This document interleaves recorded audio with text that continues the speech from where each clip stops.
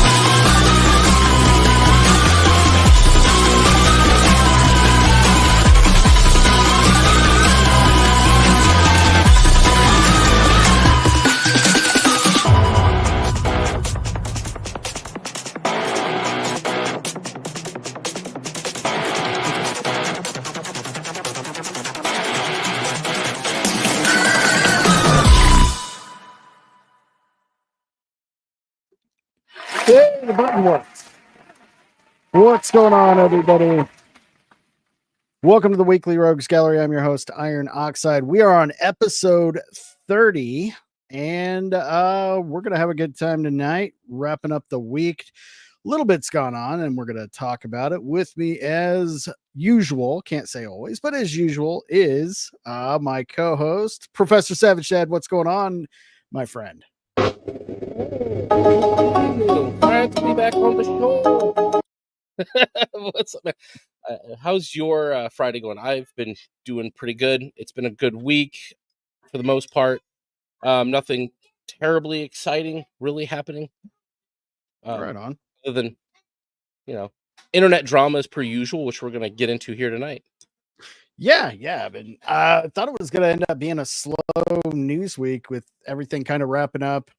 Everybody's burnout on Rings of Power, It's just started. We're done with it. Yeah, I think it's only a few episodes in, and that ship's already sailed, and just nobody seems to even care about how bad it is, really. Let's see, who else do we got here? We got RedStrider coming back again. What's going on, man? Doing pretty good. Incredibly excited about Miguel Galadriel.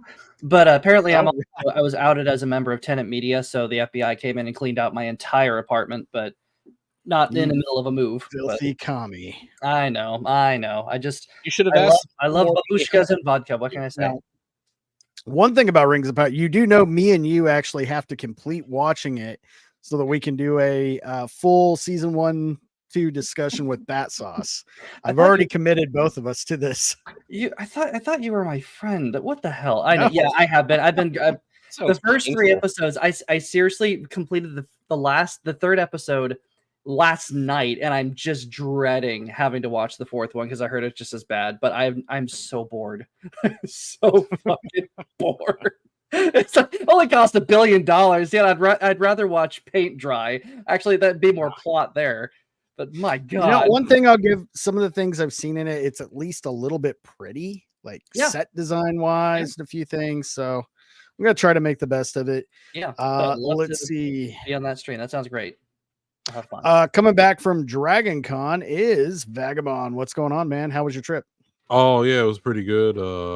Was there every day besides the last day, which was last Monday. Had to leave early because my puppy broke into my room and just cleaning up from that mess.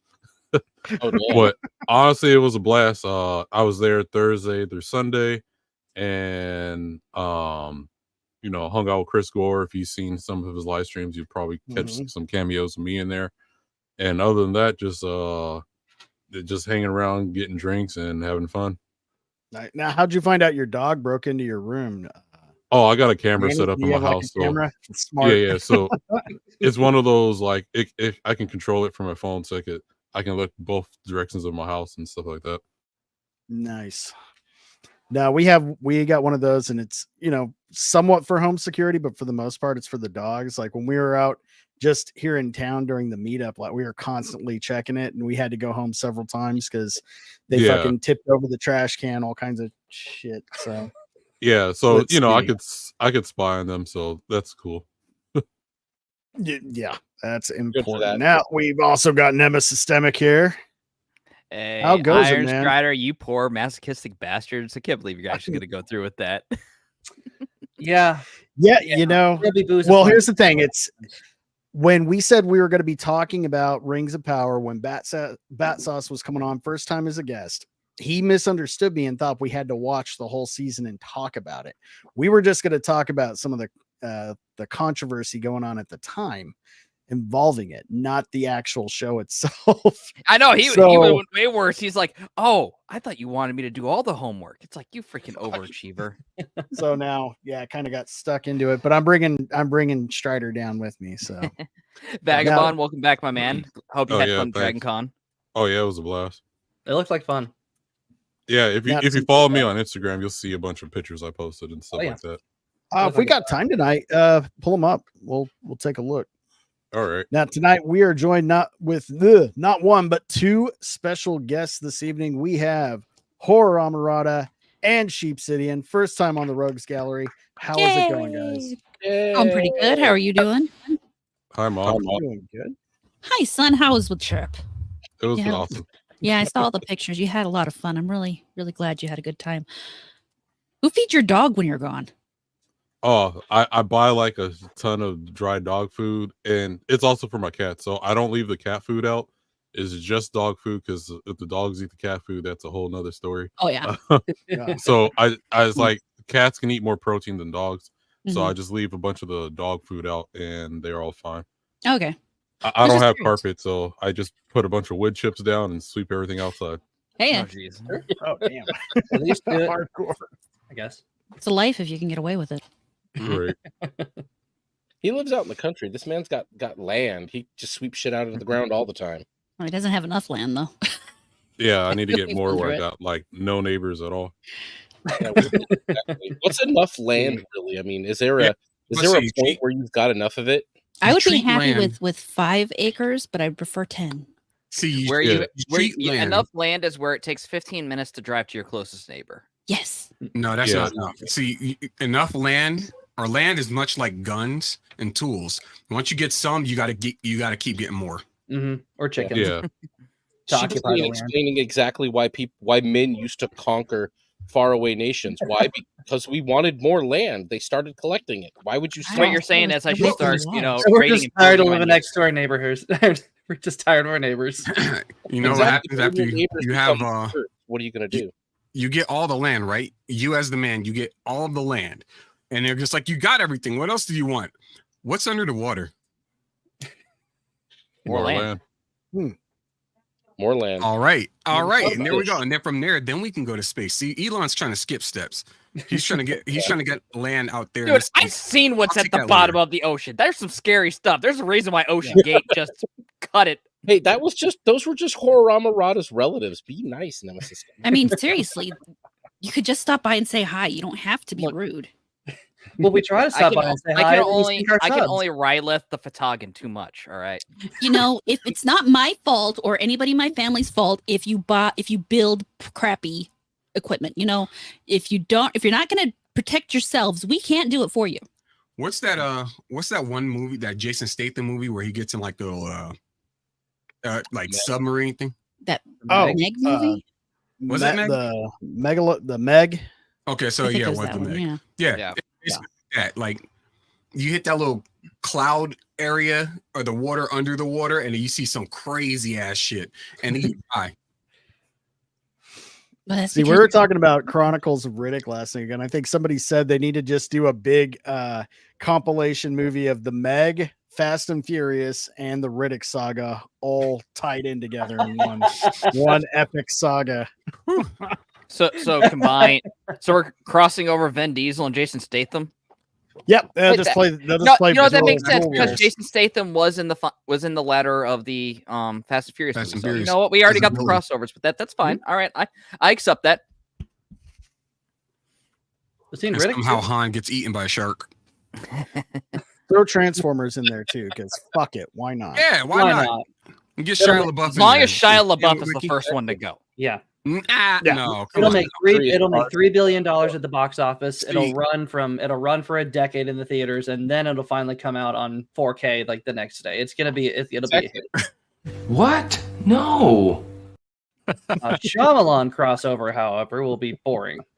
I'm It'll of the also opinion. service the movie. I'm of the opinion that Shia LaBeouf's character in Transformers was better than Mark Wahlberg's by a landslide. I disagree. I liked Mark Wahlberg's character far more. I did not like the plot that they had him slapped with, though. Well, Yeah. I mean, how much?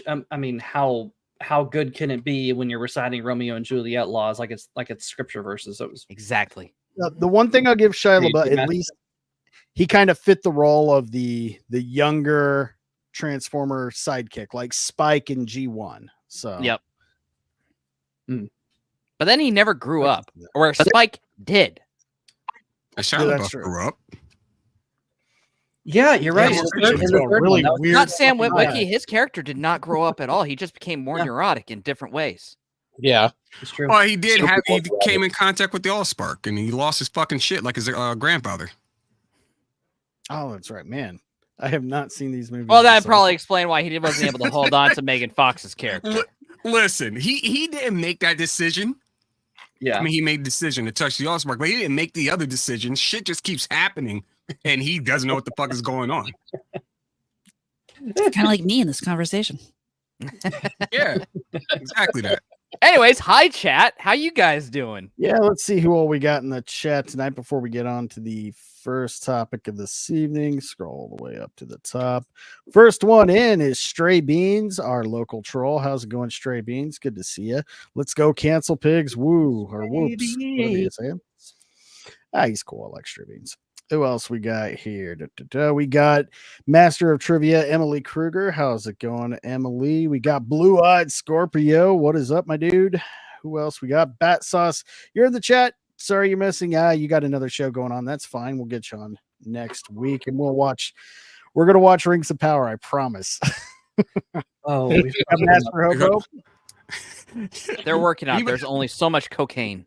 See, Right. I've taken notice in season 2 of Rings of Power that every single R is rolled. yes, and That's it just- annoys Oh the my God. fucking It's hell so out of me. annoying.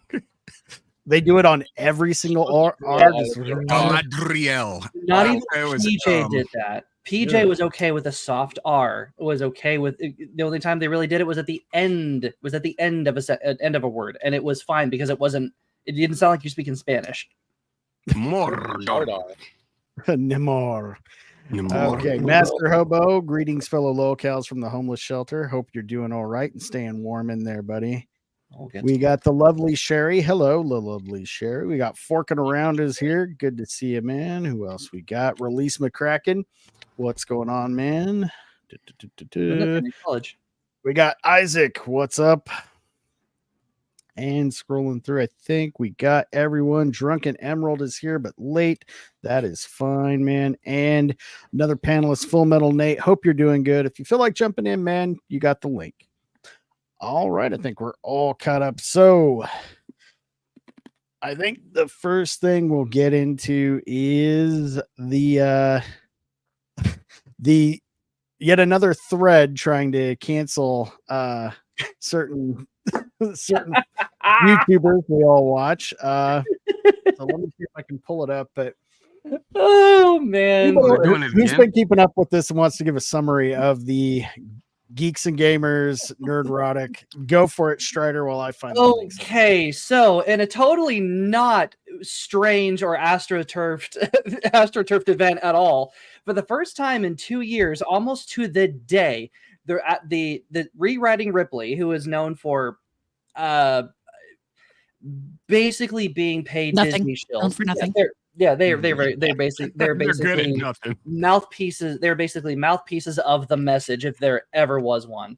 And they haven't tweeted in, from September of 2022. All of a sudden, they broke their silence and started calling out and started mustering their minions, their orc minions, and trying to cancel specifically Nerdrotic, Geeks and Gamers, and Ryan Kennel, trying to lump them in with Milo fucking Yiannopoulos of all people, claiming that they are somehow hateful, awful, nasty bigots.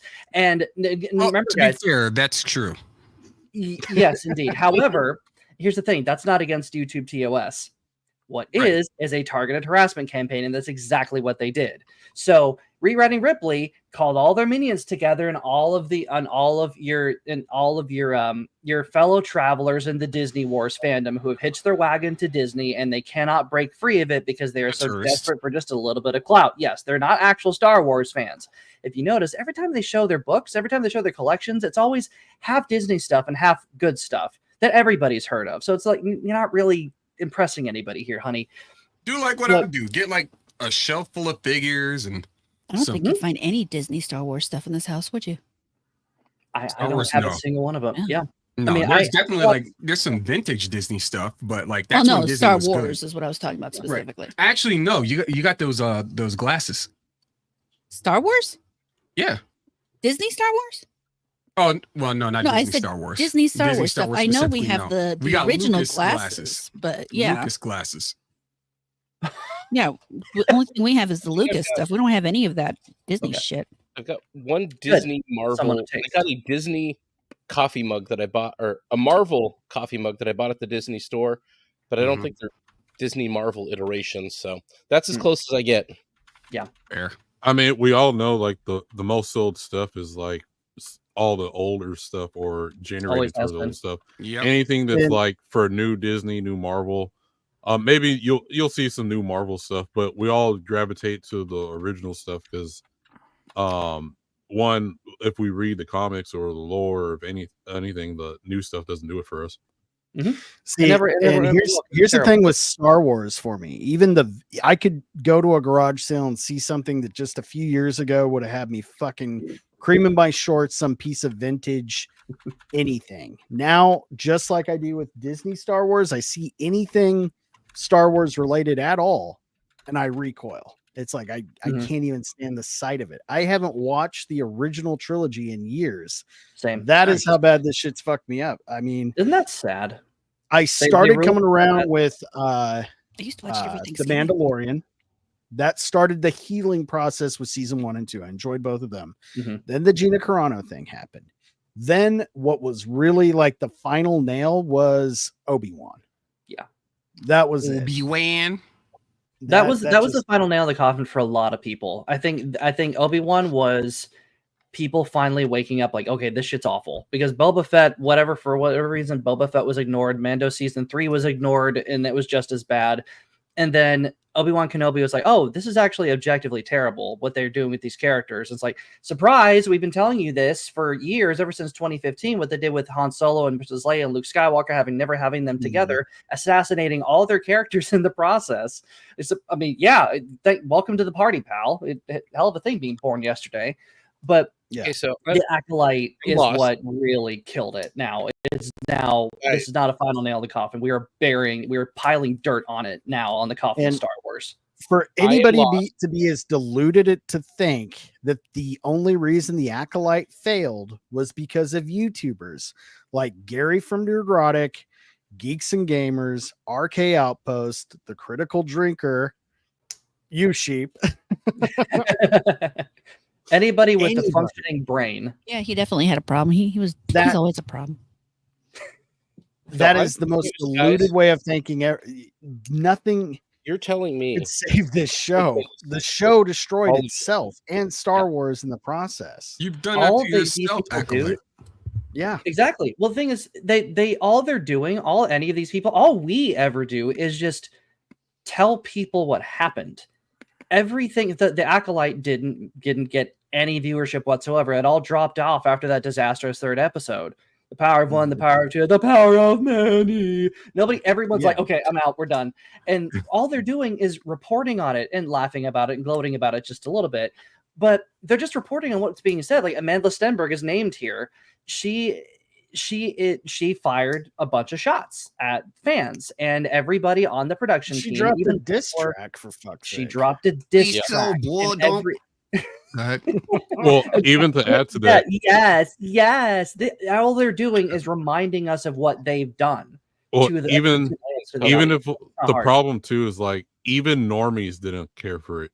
Exactly. If they cared for it would have at least done decently enough to keep around for season 2. It was just boring. We saw nothing but its ratings go down week by week. Yeah, I mean, for a cave to catch on fire from a random drop of something, and like you want to believe in this stuff, it like the writing, or fire in the vacuum of space. You've never They're saying nothing about this show's twisted morality. Like, are the Jedi supposed to be the bad guys? I don't know, because apparently the bad guys, the bad black chick is suddenly a good black chick, and the good black chick is suddenly a bad black chick. But even if you don't get that far, right? It's just it's like, that new deconstruction where they think everything has to be inversed. What's good is evil, and what's evil is good. Everything's morally gray.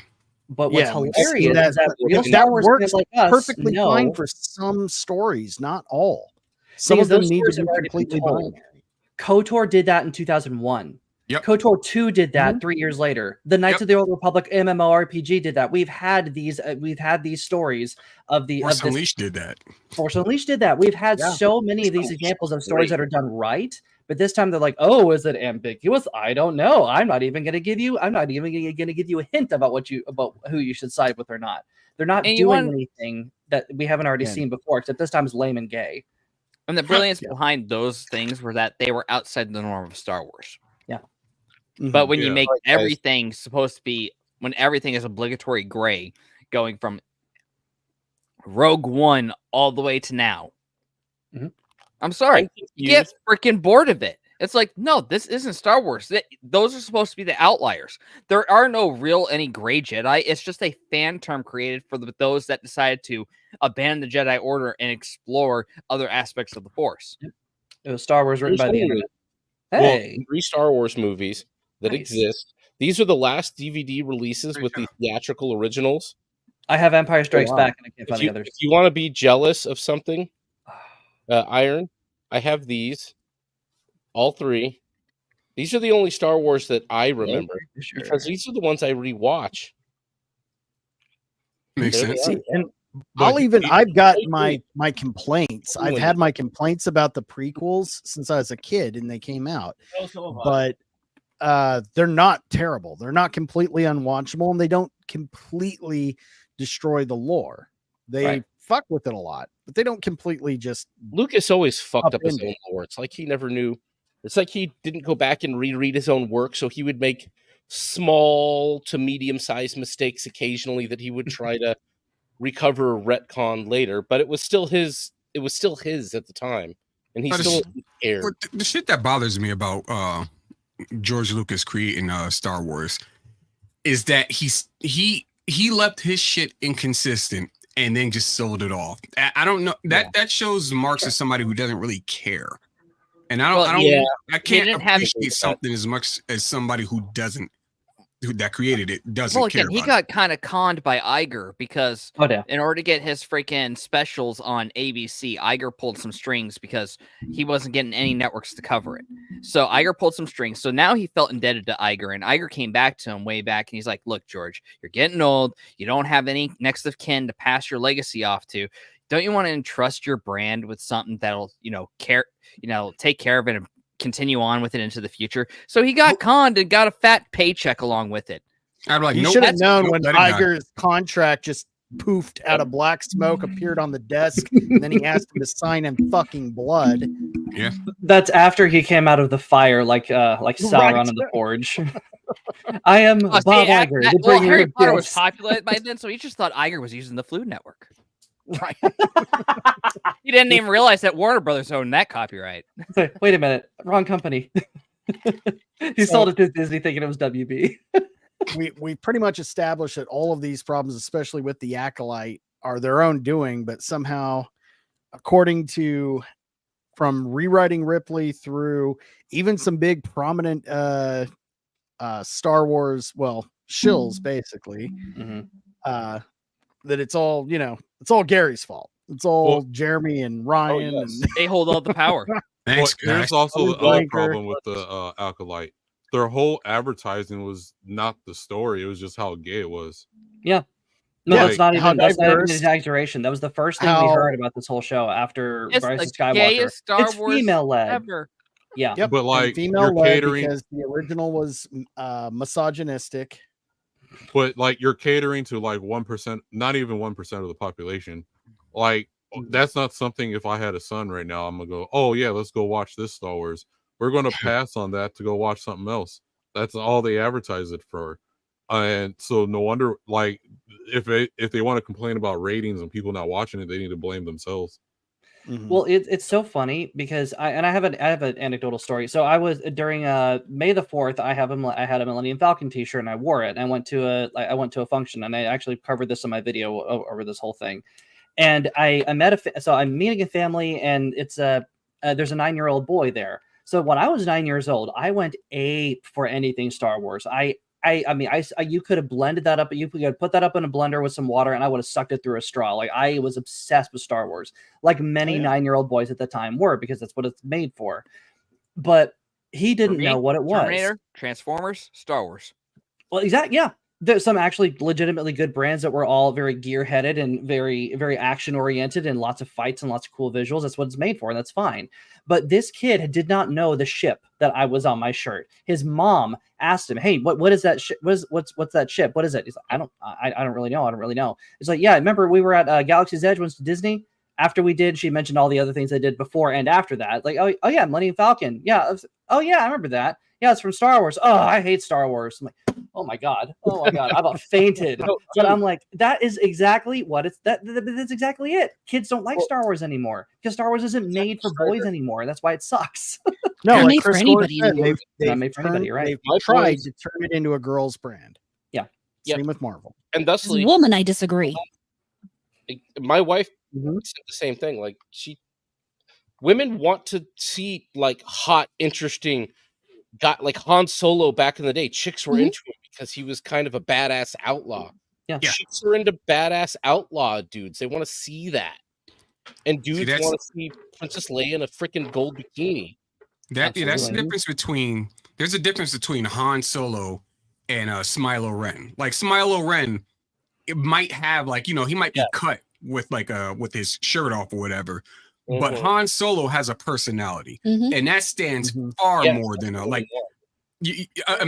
personality is far easier to maintain than a physique. Yeah, you know someone who is wildly popular despite being butt ass ugly. Me. What? You're wildly popular. No. Meatloaf. Oh, His name was Robert Paulson, damn it. His name was Robert Paulson. His name was Robert Paulson. I don't know what the fuck his name was. I don't give a shit. I know he has an amazing His voice, name was- and for some reason, women were willing to sleep with him. His name was Robert Paulson. It's a Fight Club. It's a reference to his Bob character had in bitch Fight bits. Club. I watched Fight Club once, and that was back in the 90s. So, Yes. or whenever it came out. By my wife. No, She came over mid-90s. to tell me that women are now into the cavalry, and that's what they want, apparently. Everyone's into the cavalry because God is kind enough to give us a Henry little Cavill is cameo. Wolverine. Wait, who? What are we talking about? Henry Cavill as. I don't like him either. He's got those weird T-Rex arms. He got the 99 cent action figure arms. I want a man who feels like is actually going to be able to hug me, not some guy I feel like I might someday have to hand the toilet paper. Yeah, but however long those arms may be, they're like cut and big. It doesn't matter. They're still tiny. You need wingspan, man. You see this? I got wingspan. So, are you lean more toward the traditional Hugh Jackman Wolverine then? Yeah, Hugh Jackman's okay. All right. I'll be honest. Right now, it's hard pressed for me to find anybody in Hollywood I particularly find genuinely really attractive. Boom, right there. You're right. I miss Alicia Cuthbert. I miss people who had personality. I miss hot women in Hollywood. Isn't that weird? Yes. I mean, we got Sydney Sweeney and Jenna Ortega. Yeah, but we that. we suffered. But back in like the 90s and the them were my 2000s, we suffered from an embarrassment of riches of hot actresses back in that. But And like, actors. No one's hot anymore. It's hot phobia thanks to Chris Gore. Back in the day, they gave a fuck about their outside appearance. Do you know how much I'd kill to have another Mel Gibson? Absolutely, that guy was amazing. He was hot. They've been Crispy making Crook, yeah, you're right, Blue Eyes Scorpio. purposely ugly lately. Look at the girl from I don't care for the boys and really, but the girl from the boys like purposefully made herself look horrific. Yeah, and she was cute. Oh no, Starlight. Horrible, yeah. Yeah, Starlight. Have you guys seen what happened to Amanda Bynes? That's a fuel, bro. But didn't she go crazy too? Oh man, yeah, she had other issues, but I know she had a lot of issues, but I mean, when you hear about what these kids go through in that kind of shit to.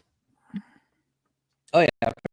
You know what I'm saying, honey? I was going to say that like Amanda went through the same shit that like Drew Barrymore went through, except Drew Barrymore got more work.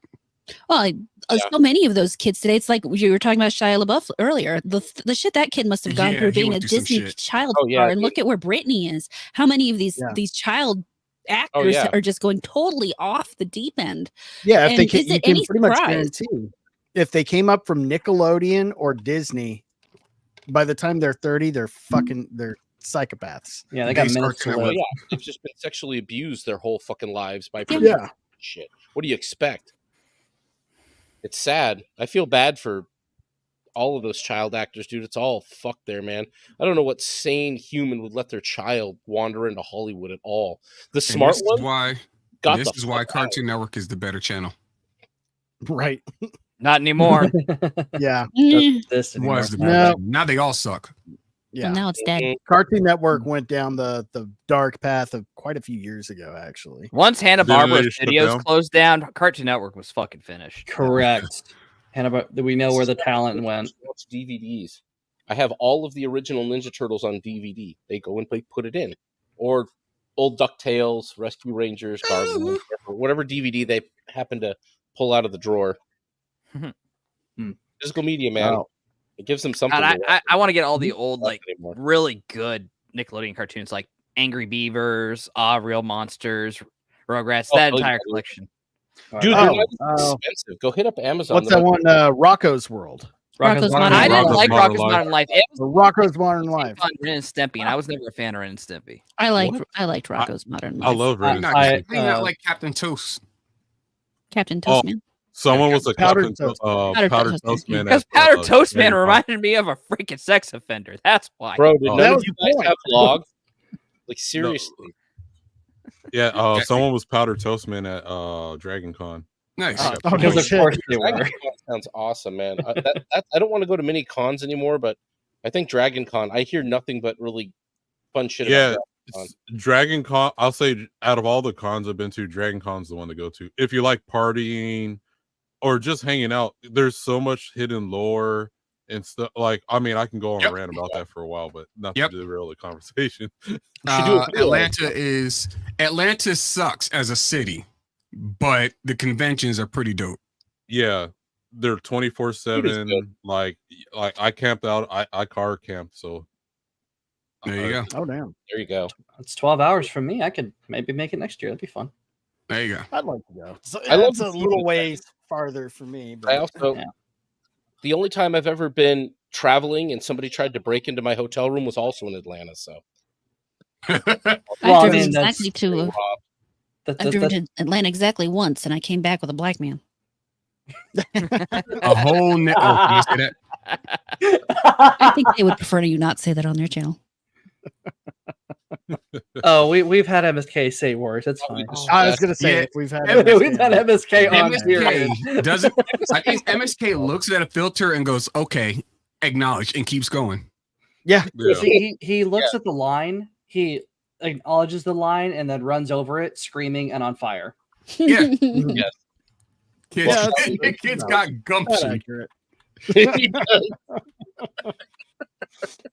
All right, let's get into this. So, yes, would you like me to finish the presentation? This comes from Mr. Grizzy, Acolyte fans so triggered they're actually using Amanda Stenberg in an attempt to get content creators they hate deplatformed and demonetized. This is coordinated. This was well planned ahead of time, and they really don't care about Amanda. What's her name? Stenberg? Yeah, Stenberg. Yeah. Before you, there's one more thing. At the end of this, this whole screed, they clarified what they want. They don't want the videos taken down. Oh no, nothing so extreme as that. They want them demonetized. They want their entire livelihood removed because of their opinions, because they hurt these shills fifis. And Jacob is one of the worst defenders. He's one of the worst of them. I hate him. Yeah, and I'm not real. I heard most of these names just this week. Like that one chick that's really taking the brunt of it because she probably shouldn't have said anything. Molly Damon, yeah. Star Wars Explained. Her and her husband were in it. Her and her husband, yeah. Molly Ringwald, whatever her name was. Molly Damon. She blocked me when I called her out. Dude. Oh. She Dermy was so mad at me last night because I caught the block before him. Oh, no. Shame. Did he finally get it? I don't know. Well, apparently now, and sorry, not to derail it further. So she is now in CYA mode. And she's like, I want to be clear. I wasn't really a part of this. I didn't write it. Like, fuck off. You might as well have. You might as well have ghostwritten it. You were like everyone whether else. she wrote it or just shared it, she participated. Exactly. So did all of these people. I read what she was pretty much in lockstep with everyone else, just like this Jacob character here. Oh yeah. Yeah, it's absolutely fine to dislike a certain character or particular story. However, when that hate is mainly rooted in blatant racism, sexism, ableism, and any form of he's just covering all of the isms and playbook, just getting them all out there. Racism, sexism, ableism. Who's disabled in the Acolyte? All of them. Ableism. Yeah, mentally. The writers are absolutely. Oh no, we got that. We got that fat guy. Oh yeah, that's Jedi, right. Jedi pudding one. I don't know. Jedi extra padding. I don't know. I like pudding. Pudding one. No, what was his name? It was no. It was a good name for him. Shit. The reason I like this one so much is he's bringing back that, and I thought we were already gotten past this one. The freedom of speech is not and never will be, and never will equate to freedom of consequence. I'm so sick of that. I was having an argument like that today. Actors.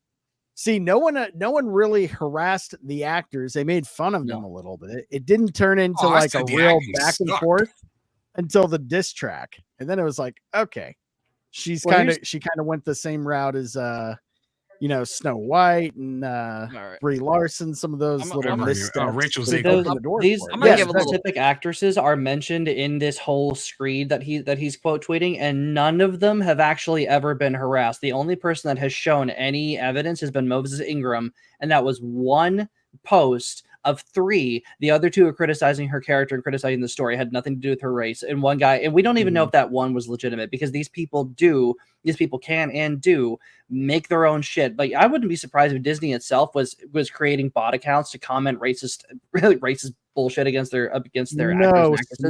That would not surprise me in the least. But not a single person that's been named here, because they mentioned Ahmed Best, Jake Lloyd, Kelly Marie Tran, Daisy Ridley. None of them have said we hate the fans. The fans will line up out the door to see Ahmed Best and Ray Park and Jake Lloyd, but they won't be seen crossing the street for Daisy Ridley or Kelly Marie Tran. But the people who are especially in the Disney side, they distance themselves from it because they don't like the attention that they're getting from the media. Jake Lloyd and Ahmed Best have both said, I can't handle the media attention, not the fans. So it's the whole thing is manufactured bullshit, because they have this idea that Star Wars fans harass people, they hate people, they just pile on more and more hatred because of what Esterism. And it's not true, but they use stuff like this to add to it and to create this absolute lie. Well, I'm going to give a little PSA here. I mean, it's not harassment to criticize or yell at them online, especially on social media, because social media, since its inception, has had these nice little features. They're called block, mute, or even fucking filters. You can set up your X account to not accept DMs from accounts that you don't know or you don't have followed. You're just being fucking lazy and don't want to deal with the consequences of actually handling your fucking social media shit. So these people don't know how to take care of themselves. Saying anything or being detractors online, that's not harassing you. Harassing you is showing up at conventions and freaking shouting at you over interviews or anything that you're doing. Harassing meetups in Dallas. Harassing is literally trying to ruin your career, like these people are trying to do to Geeks and Gamers and Nerdrotic. Yeah. Mass flagging, trying to orchestrate a, planned cancellation of somebody's, livelihood. And this is why public figures, can't sue people for defamation easily. Yeah, because you're That's public the price of fame. figure. Yep. You're open to public critique. Sorry, that's just the way it is. Suck it up, buttercups. And for the most part, most of the actresses you mentioned, at least from the original Disney trilogy, like Kelly Marie Tran and Daisy Ridley, nobody ever really says anything bad about them personally. In fact, the Daisy Ridley thing got blown out of proportion because she, without explanation, left social media, and then the media decided to, tried to make it out to be this, she was harassed off by YouTubers and Twitter and everything else. But you can go back and watch her videos. Everybody's saying, no, she seems nice. She's a cute girl. They put her in a potato sack and gave her a shitty script. She just seemed people didn't like Rose Pico, but she's on the red carpet. I'm like, damn, what did you do to this woman? She's gorgeous. Just because people didn't like Rose Pico, all of a sudden now Tran was like, oh, I'm leaving Instagram. I can't take all the hate. And it's just like, you shouldn't have been in show business, honey. Yeah, but also wasn't even true. She just left social media and didn't say why.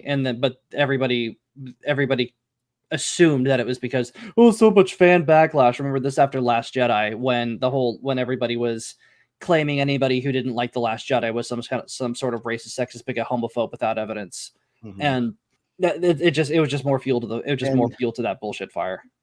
And that's what they're still leaning into for their failed products. Is it's not our fault that you didn't like it. It's your fault. And if you talk about how much you didn't like it, then it's really your fault because you're all of these things. But here's Molly Damon, the one who we were just talking about.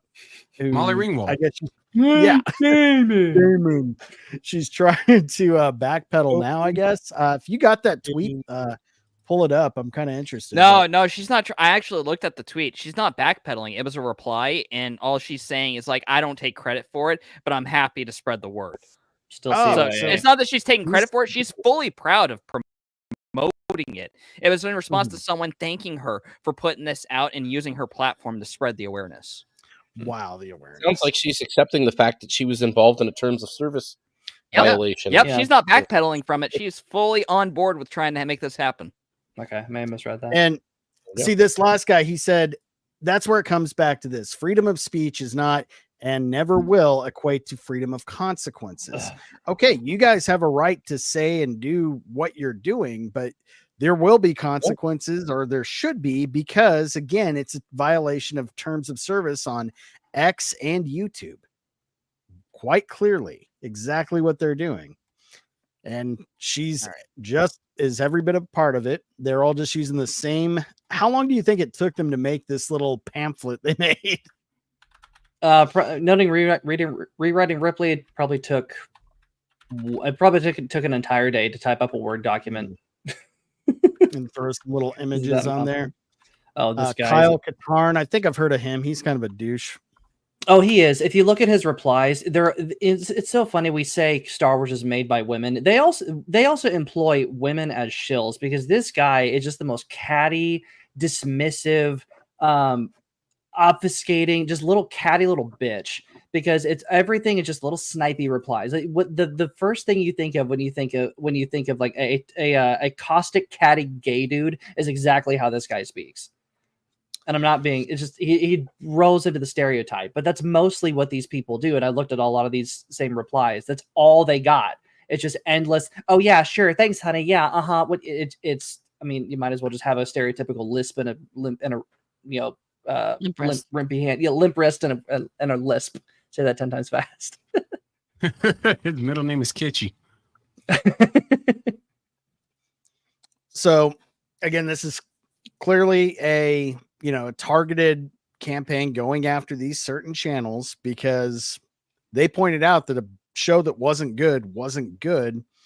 Do we really think that there will be any actual consequences for them? Or because they're used to getting away with it. It's been years that they have all the control to get people taken down, say whatever they want without any repercussion. The only time we started seeing a little bit of backlash was after the Trump shooting in Tenacious D. And that resulted in pretty much the band canceling all their tours and possibly breaking up. So it did seem like the pendulum swinging a little bit. Well, but now do we really think anything's going to happen with them? Huh? YouTube did respond to them, and they didn't like YouTube's response. Of course. The best one, look at the rewriting Ripley one. That's the best one. Yeah. YouTube in a nutshell just basically said, yeah, we saw the videos. We understand why you're mad. Didn't do anything wrong. Yeah, I remember seeing that. They just said, we've reviewed all this. If you don't like it, sorry. Yeah. Yeah. So I think the best thing in this situation is like, all right, well, they opened the can of worms so we could fight fire with fire. So what if we report them for mass reporting or for like false, just whatever, right? Yeah, so, mass flagging. Yeah, because it's obviously that's what they're trying to do, and they didn't like YouTube's answer. So hey, all right, well, we can return the favor. Yeah, so you use the tactics of the enemy against them, and they'll stop. I personally don't have much of an interest in reporting people, because I genuinely don't care. I like clowning on them enough, and that kind of satiates my that wets my whistle. Now get the fuck off the internet. Yeah, well, it's just remarkable how quickly it failed. It's like that one Grayson guy that everyone's like, oh yeah, the Spider-Man dude. Yeah, and he's talking about this now too. Yeah, he is. I bet he and is. Apparently EVS is too, which is kind of funny, which is not surprising. But it's always the people that don't have an actual argument, because all they were saying is that these people are meanie fatheads. That's all they were saying. They're little poopy pants. You can't say this. That's so mean. Like, who fucking cares? Hey, James, if you got the link to that EVS defending the attempt to deplatform F&T, go ahead and DM that to me, man. I wouldn't mind showing that. I'll get to him in a minute. It's crazy how NPC they was in trying to cancel people to disagree with. Yep. What I would love for here's the memers. Sorry. Rewriting. Here's the Team YouTube statement. Thanks for reaching out. Just heard back and confirmed that this content is not violative. God, how do you pronounce that? Violative. Violative. That's a hard word to say. And will remain up. We totally understand you may not agree with this decision, but we reviewed this video very carefully against our policies. And Rewriting Ripley responds with that Team YouTube. This is an admission that you have not reviewed our concerns, proven by saying didn't even listen to him.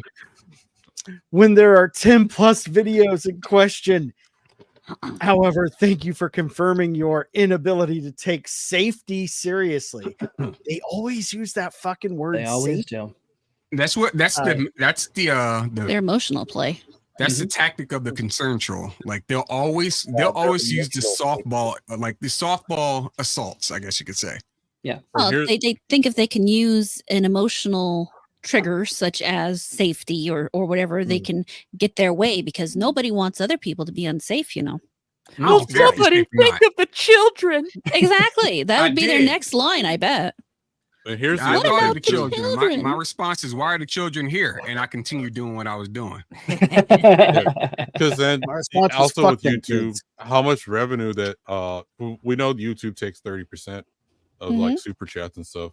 How much revenue does Geeks and Gamers, FNT, everyone they mention there bring YouTube? D-Day Cobra, they're consistently in the top 5, if not top 10 super chats. Yeah, I know, because D-Day Cobra is pointing it out all the damn time. Yeah, he's very proud of himself.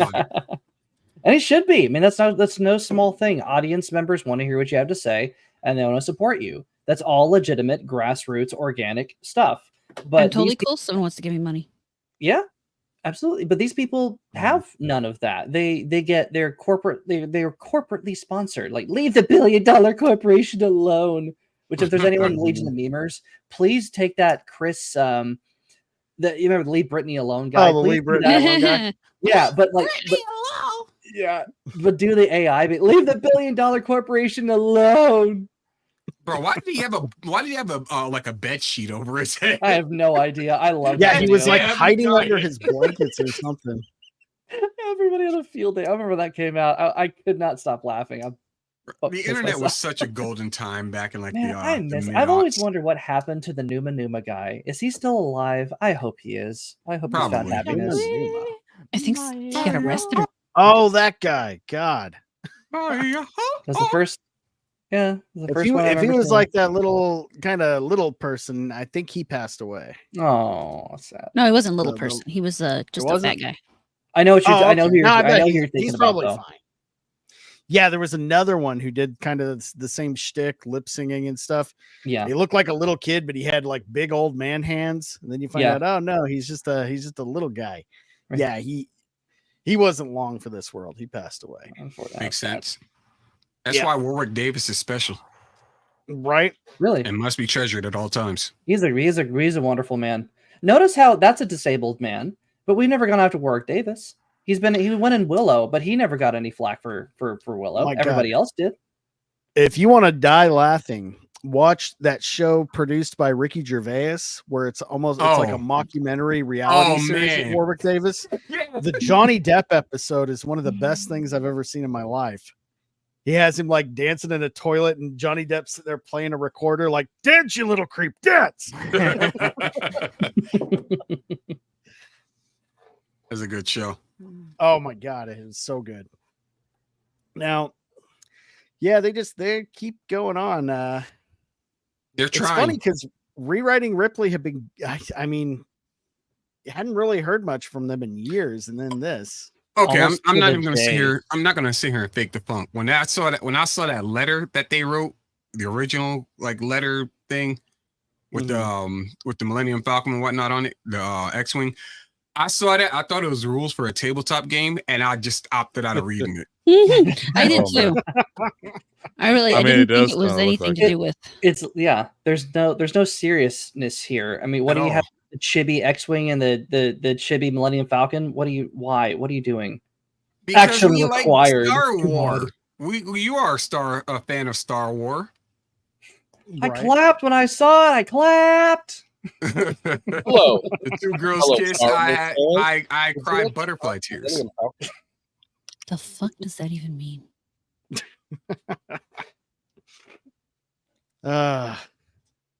Well, Oh, As predicted, though, this thing is pretty much gone nowhere. Exactly how I felt. Oh damn. Oh, that's So, any last thoughts on this? this topic, or we'll move on to the next one? Fuck rewriting people- Ripley. Fuck Disney Star Wars. Fuck Disney Star Wars fans. We all know you're fake, and if you come at the king, you best not miss.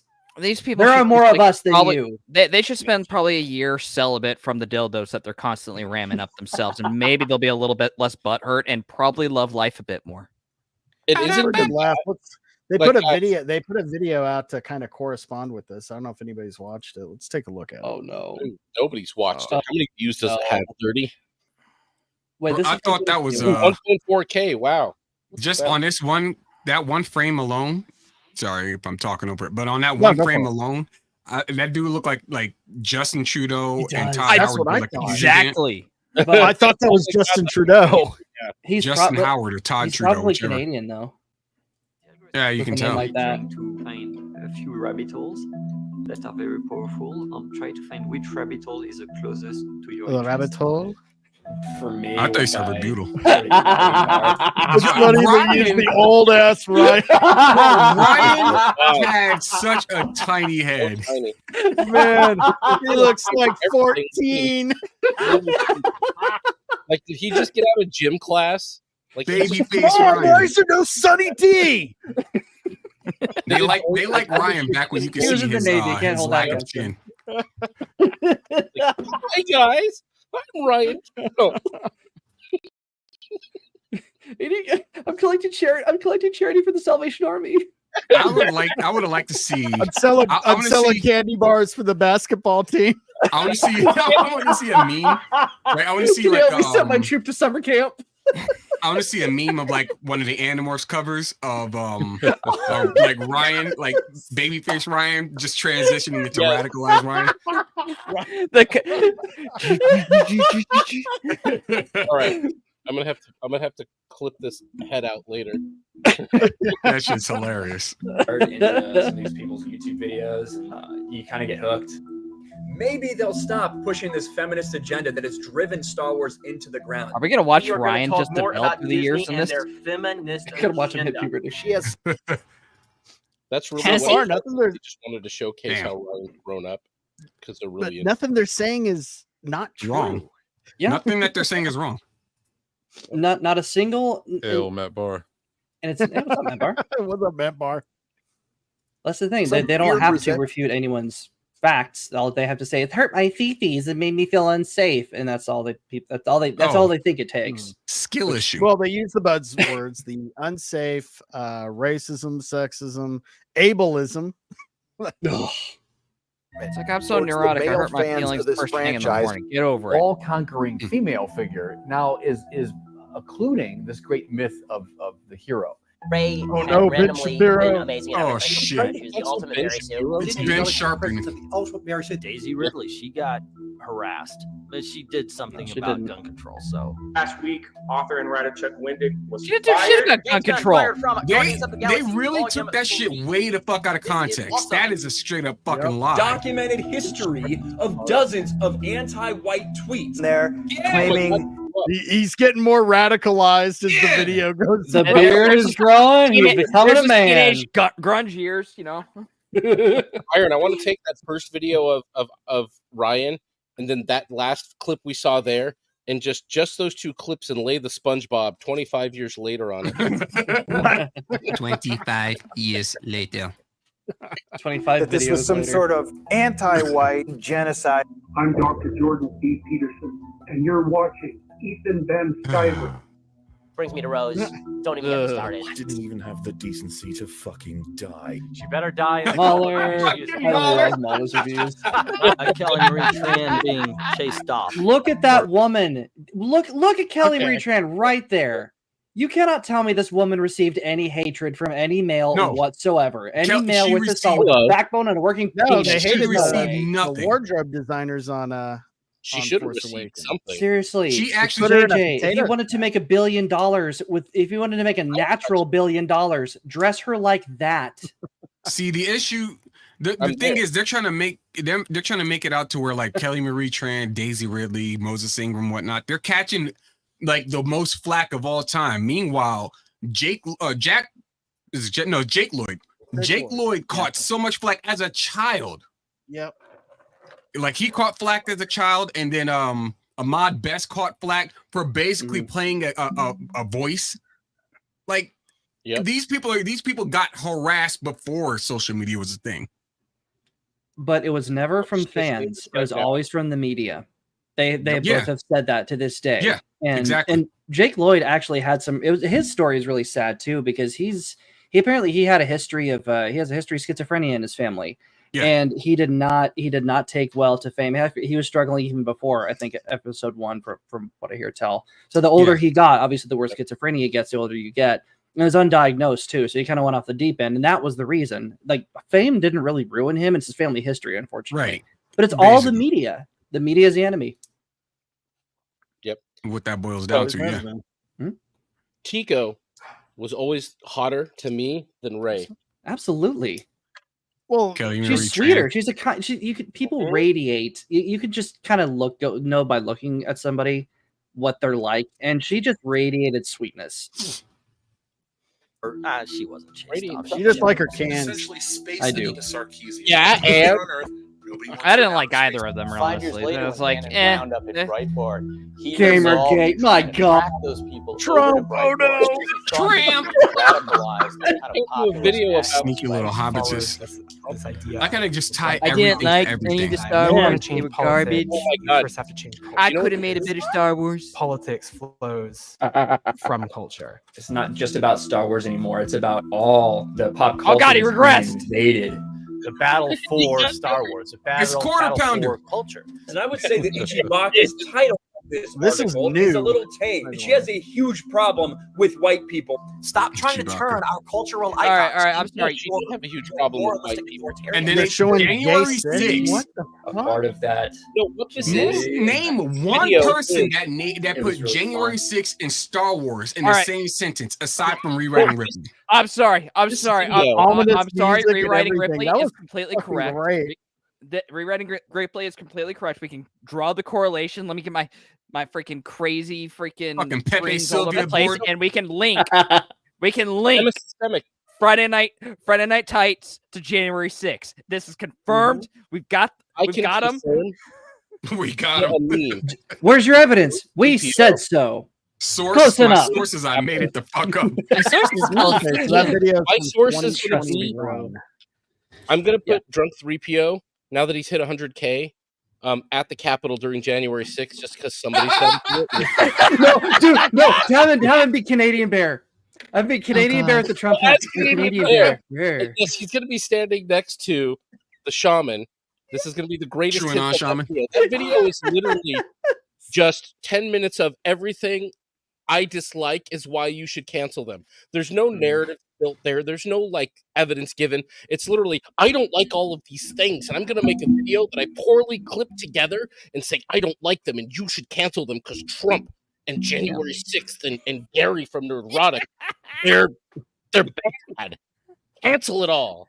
Man, I mean, here's what's that funny. thing escalated really fast. How it goes. Oh from, my God. Well, but that's the thing. Even though that video is from 2021, all you gotta that's all you gotta watch to know where this came from, because they are. I believe there's. I think Gary had mentioned something. They have some kind of ties to Disney, and we all know that Disney has a vested interest in making sure that, for some reason, in culture war politics, they love it, even though they try to claim they ignore it. You know, I wish I had the mindset of an extreme leftist sometimes, because then I wouldn't desire to go on a shroom trip at a music festival anymore. I would just have it naturally. I'd be hallucinating all the time. It would be great. It would be. Well, things would be a nightmare, because you'd be seeing enemies everywhere. You'd be seeing these plaid shirted right winger, cowboy booted, blue collar good old boys around every corner wanted to kill you. That's all you okay, see. fair enough. I'm happier on a shroom trip, not an acid trip. I'll side with you on that, Strider. Yeah, they either look like good old boys or they look like Wendigoon, and that's not good.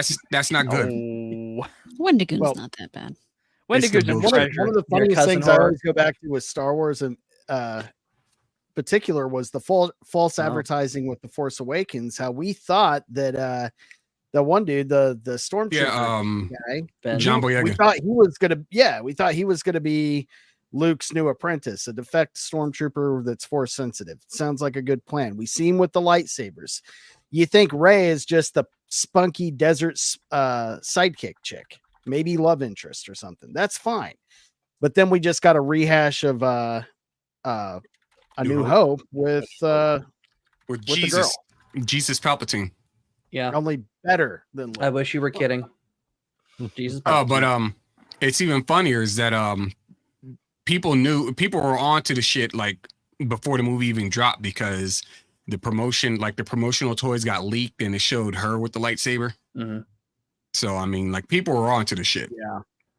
Let's be honest. Nobody in that scene, whenever the lightsaber flew out of the snow and went into somebody's hand, we did not want to see Rey or Finn holding that saber. We wanted to see Luke fucking Skywalker. Nah, Jedi Master Luke fucking Skywalker. That's what we. I'd have been okay with seeing Finn with the saber. Sure, but we wanted to see Luke Skywalker and Han Solo and Princess Leia in a scene together. I wanted Kylo Ren not to have so many autistic shit fits over the tiniest things. I was muted, but yeah, I agree with Sheep. We would have been fine with Finn being the apprentice, but I agree with you too, Strider. We had to get the core cast all together in the Falcon. One more time. Yeah, that should have been the majority of the second movie. They had all the building blocks right there. Set up the new characters and then gradually bring in the old ones out of retirement, showcase them in the second movie. And by the climax of the second movie, be kind of moving into these new characters that they had gradually given you a reason to give a shit about. It's not that hard to do. Look at Cobra Kai. They did it fucking perfect. You care about the new cast and the old cast. They balanced it out with a new cast of young kids you actually care about without disrespecting and taking a huge shit on the original legacy characters. I have bad news for you. Writing competently is actually very difficult. But we've seen examples of that can be done. It can be done, but it's much more difficult than you think. Oh yeah, sure, yeah. But that's when you pay good money for your writers, because there would have been plenty. I think Larry Kasdan could have done a decent job if J.J. Abrams was not a co-writer of this bullshit. I mean, it's understandable. There is a difference between writing for screen than it is for books. Sure. And that was very evident when it came to The House of the Dragon. But we see what George R.R. Martin said. He's like, all right, I understood the points that they were going to make in the change in this scene, but unfortunately they made a critical mistake by erasing one of the children of Princess or Queen or whoever the fuck it is currently. Helena, yeah. Yeah. And it's like, all right, that just ruined all fucking motivation for that going forward, and it lost so much context. And it's like, you couldn't even be bothered to throw in a CGI baby. Yeah, sure, people would have cringed over it, but for frick's sakes, man, there just need to be in it for a freaking scene. Yeah, but the issue that needs to be set up.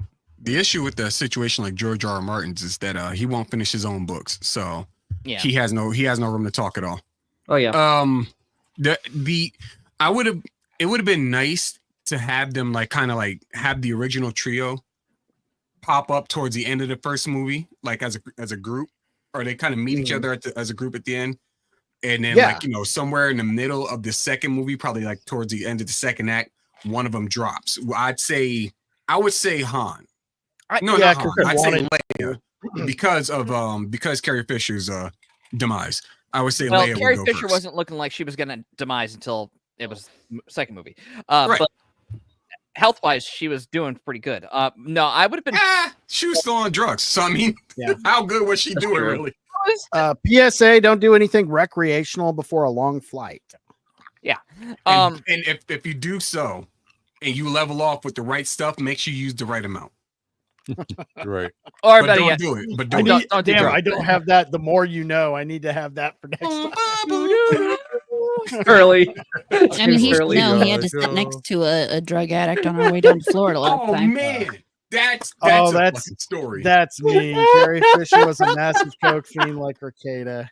The difference between Rekieta and Fisher is that Fisher was actually likable. But, all right, so I got like a story. We Amorata and I, we were going to Florida. What's up? I just wanted to finish my point before you went on your story. Go ahead. Oh, go ahead. All right, so I think that Han still should have gone in episode 7, but they should have been able to recover his body, not just throw it off into the fucking chasm of a planet they were about to blow up. Yeah, it died like a villain. Well, I'm with you. They should have had everyone come together at the end, but I would have been fine with it being Luke and Leia at Han's funeral. Hey, nobody, no death. And they killed Han before they killed him because they made him a deadbeat dad. That killed the character. Yep. Yeah. And anyways, go on, Harrison Sheep, your Ford story. again in Sorry. Indiana Jones. But no, I was saying that like we were going to we're heading to Florida, and we had to do a layover in Washington. So we get on the flight, and they have us sitting next to this one lady who's like, you know, she's kind of like chatty at the beginning of the flight, and I guess she asked to use one of my chargers for her phone or whatever. First off, we're taking off and shit like that, and Amorata starts going to sleep. I choose to not go to sleep because the lady sitting next to me is watching like conspiracy videos. I'm not talking about like, you know, like cryptid conspiracies. I'm talking about the ones that are beyond that. The ones that are just the ones that conspirators go, okay, that's actually kind of crazy. Like those videos. So she's watching those at the same time. She does like she does a bump, and then she puts Coca-Cola in her coffee, and it was something else that she put in there. I can't remember off the top of my head. Milk. Oh, she's an old Coca-Cola fan. Yeah, milk, Coca-Cola, and coffee, and like in her drink. And she does a bump just right there on the plane right next to me. I'm like, okay, cool. So the whole time I'm trying my best to stay awake because I don't want to wake up with a pen in my neck or some shit like that. So that was a very exhilarating flight. And we get off the plane, and like she goes into the bathroom. No. She wasn't thankfully. friendly. I know. But like we get off the flight, she goes into the woman's bathroom, comes back out looking like a dude, and I was like, "What the fuck just happened, dog?" Man, you have not lost. You have not lived until you get a person bumping and freaking jacking themselves up off of caffeine while in the middle of a flight. Yeah, and then just changes personalities. My name's Jeff now. Hello, my name is Jeff. That shit was wild as hell. 10 out of 10 would do again. What airline was this? Delta? Was this Spirit? No, it was like Delta. I think it was Delta. Yeah, it was Delta. That was our outbound flight was Delta. Damn. As long as it wasn't Frontier. Man, I have seen some people just not giving a shit and just busting out bumps and lines in all kinds of public places. But I'll tell you, the fucking airplane, that's a first. I've never heard of it. Well, there you go. Little did you know, you were sitting next to Nick Rekieta. You didn't even know. The White House. I mean, we've seen bumps done all over the place in the last few years, man. Mm-hmm. Yeah. Hunter Biden made a cocaine's making a comeback. Like... Finally, I miss when Hollywood was high on cocaine. We got some good movies out of it. You got better writing. That's true. It also made good soda. Oh, yeah. And good video games. Yeah. Now, see, I think acid is more to blame for the quality of video games, especially in the 8-bit era. Oh, wait, no, I take it back. Cocaine did not make good video games. That was the fall of the game industry. That's right. Everyone was high on coke, and that's why we had the Purina Dog Chow Wagon Run game on the Atari and shit. Never mind. I'm sorry. I take it back. No, but the point still stands. I would like to personally congratulate the war on drugs for winning the war on drugs. Mm-hmm. Oh yeah. Never been better. They made it awesome. Yep.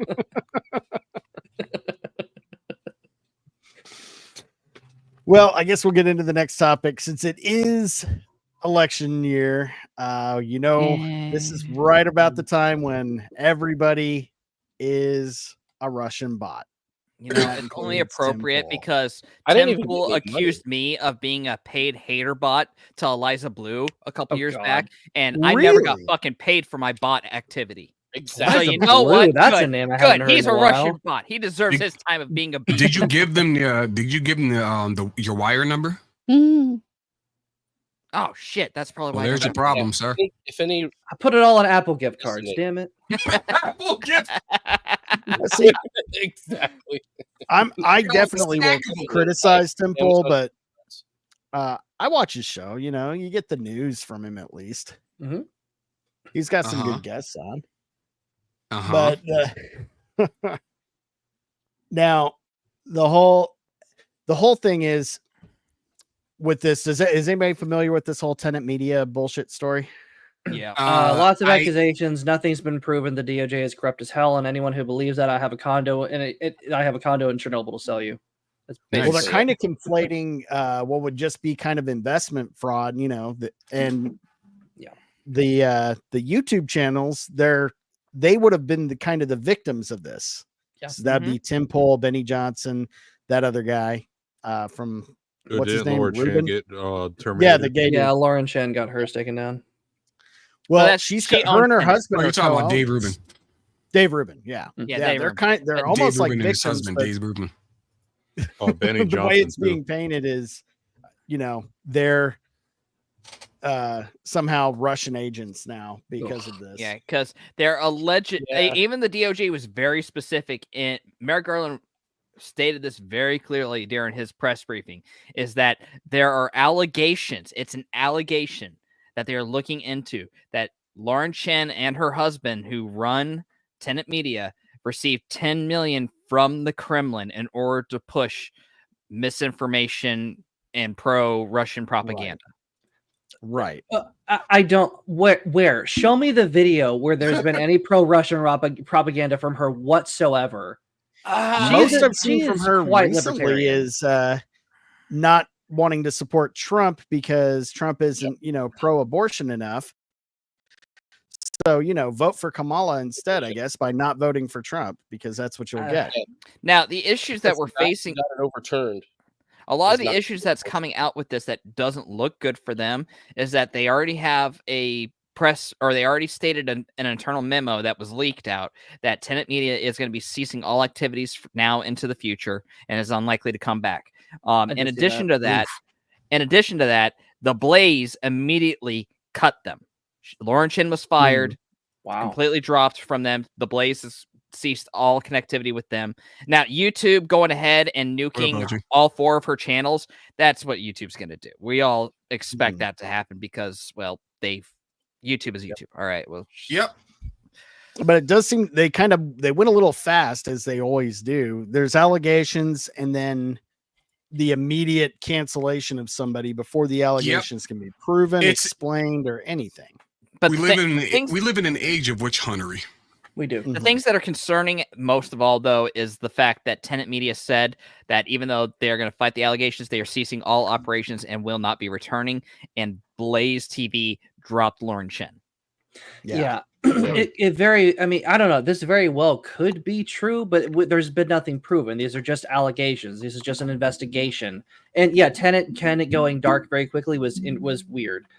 But I don't trust the same DOJ that called homeschoolers, you know, domestic terrorists or a Catholic mother. I don't trust that guy to have any, especially during an election year, because apparently this case has been going on for a few years and they only just now start to act on it in a very contentious election year where Kamala is dying. I'm sorry. Again, if you believe all of this is legitimate, then I have a condo in Chernobyl to sell you. And you see, just like with anything, they try to paint the entire story and feed on people's stupidity, because most people will just read the headline and not the actual article. But because it'll look bad for the right. It's a pro-right channel. YouTube takes down right-wing channels linked to DOJ Russia indictments. That's what they're going with, the headline. The actual story is a different, completely different, but that gets idiots like one of our favorite idiots here. I'm going to go ahead and share another screen. Gotta get that Russian conspiracy back. Let me pull it up here. Yeah, gotta prove Trump is a Russian asset. Well, it's kind of hilarious how nobody. My point with Tim Pool, like him or not, he is a big voice on the right side, or at least the center side, which anything left of center is alt-right, or anything right of left. You know what I mean? Yeah. Anything right of Chairman Mao. Anything to the right of regular or genocide is a regular business practices. And the only reason that Tim Pool is connected is because he licensed the Culture War to Tenet Media. Yeah, one show. It's still his show. His company still owns it. He just had a license agreement to where they bought it so they could have the rights to post it up on their channel. That's TV business, all right? Mm-hmm. It doesn't mean that he works for Tenet. Yeah, no. His show's production, they had nothing to do with the production of the show, the topics of the show, anything else. It was just the licensing. But then you get, people like fucking Juju the cow here. Maybe Tim can build a cool skate park from prison. Okay, Dick, you've got skeletons in your own closet, bucko. You hired a literal pedophile as your producer in Digibro. I wouldn't be throwing stones at you, Glass House. Ugh. Just gross. So anybody want to take it? What are your thoughts on this whole thing? It just seems like it's all just election year political bullshit, just anything to smear anybody on the other side. And way too close to election year to make you think anything other than that, especially with how corrupt the Biden-Harris DOJ has behaved for the past 3 years.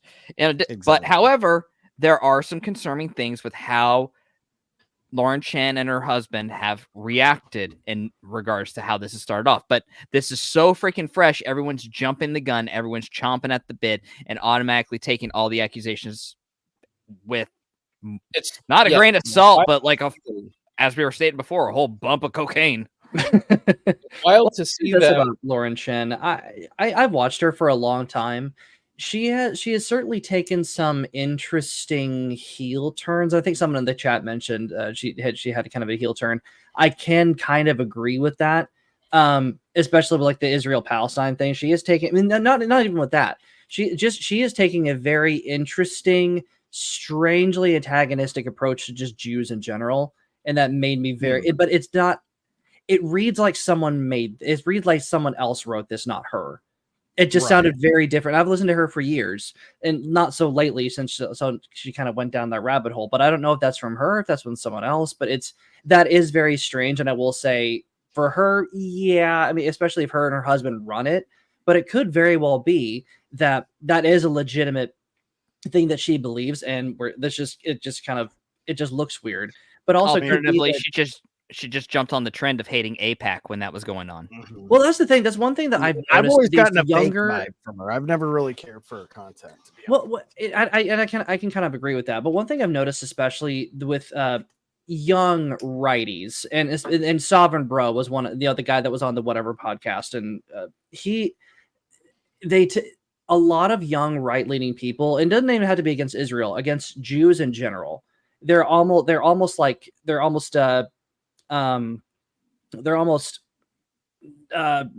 Fuentes. They're almost like taking a Nick Fuentes approach to Jews, and it makes me very nervous. It's like that's one thing that also the far left agrees on. If you're making common cause with the far left and the far right, y'all hating the Jews. That's not a good thing. That's not something that you want to emulate. I mean, I remember 80 years ago we fought a war over that. I mean, not over that, but I mean against.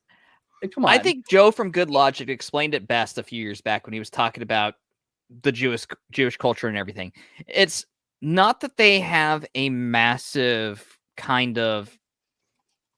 It's not like the Illuminati. All right, they aren't some special culture that's all it. No, they just are a very close-knit community. They are just naturally that way, so they naturally network amongst themselves. That's why so many of them tend to just keep bringing each other up among industries. That's why you have people like Steins and Bergs always at the head of either banks or Hollywood and shit like that.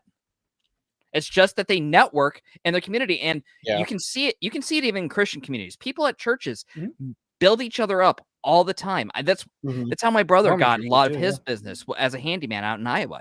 He just networked. That's how he met all the people. That's how he got business, and then they would help advertise him to other people. It's just the community being the normal network that it used to be before social networking took over all of our interactions with each other.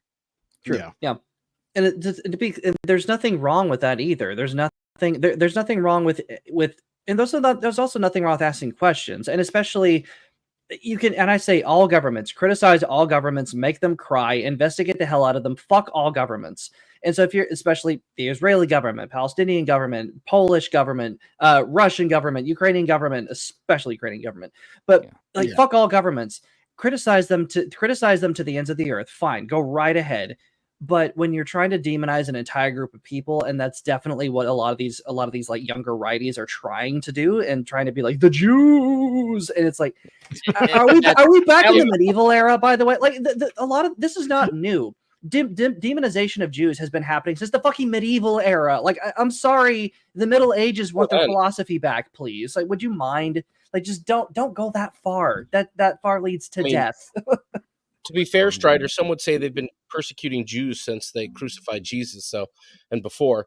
But before that, to take it back to Lauren Chen, I can kind of agree with Iron. She always had a little bit of a weird vibe on her, and she's been kind of not necessarily the head of this. All of a sudden, the right is mad at Trump because Trump is somehow not anti-abortion enough. And I'd said this kind of backstage, and I've said this in tweets before, but no one in the last 30 or 40 years has done as much as Trump has done to stop Roe v. Wade and to stop abortion in America. No, bring it back to the States. No politician, no one. He put the right people in place and let them, even better, during the Biden administration, put that shit back to the fucking states where it should have been. Having anything federalized is bullshit, and that might be one of the biggest things, even from kind of a libertarian standpoint, of that I've seen happen from the Supreme Court in a long time, where you're disseminating this power down to smaller units. I mean, hell, dude, I'd love to see it fucking not even at the states. I'd love it seeing a city decision. You want to get an abortion, you've got to fucking. I want to see it as a household decision. That's how far the laws need to drop. That's like the regional. Not even regional. No, what this should be is that people should understand this. You should be teaching your children this. This is where we lost it. You lost it in the public schools, and you lost it in the news media, and you lost it in television. This isn't a law decision. This is a family decision. This is something you should be discussing with your parents, and parents should be discussing with your children. Like, killing a baby is a thing that we've let become regular parlance in society. And society needs to fucking fix it, and the law can't, because it hasn't. It hasn't done shit to make it better in America for people. Go look at Kanye West might be a nut job, but what he had to say about what was it? His Holocaust, or his people's Holocaust, is what's going on in abortion clinics across the country. Look at the statistics. He ain't fucking wrong. Kind of why the whole Planned Parenthood was founded. If you look it up, it's not pretty. It's not a mystery. African Americans at one point in time had the highest rate of successful nuclear families. Mm-hmm. They did. 100%. And that all changed after the growth, and even like the birth of the growth of African Americans has plateaued over the last few years. And it's like, make whatever decision you want, but you gotta be honest. But that's what a lot of the left will not let you do. They will not let you be honest about what abortion entails. What you're actually doing. It is not pretty. It is not with anything. Like, they should make everybody watch like a real video of it, and this is what this, and explain it. Don't fucking just lay it out factually. This is what's happening. This is what you will be doing. Well, even worse than that, they're also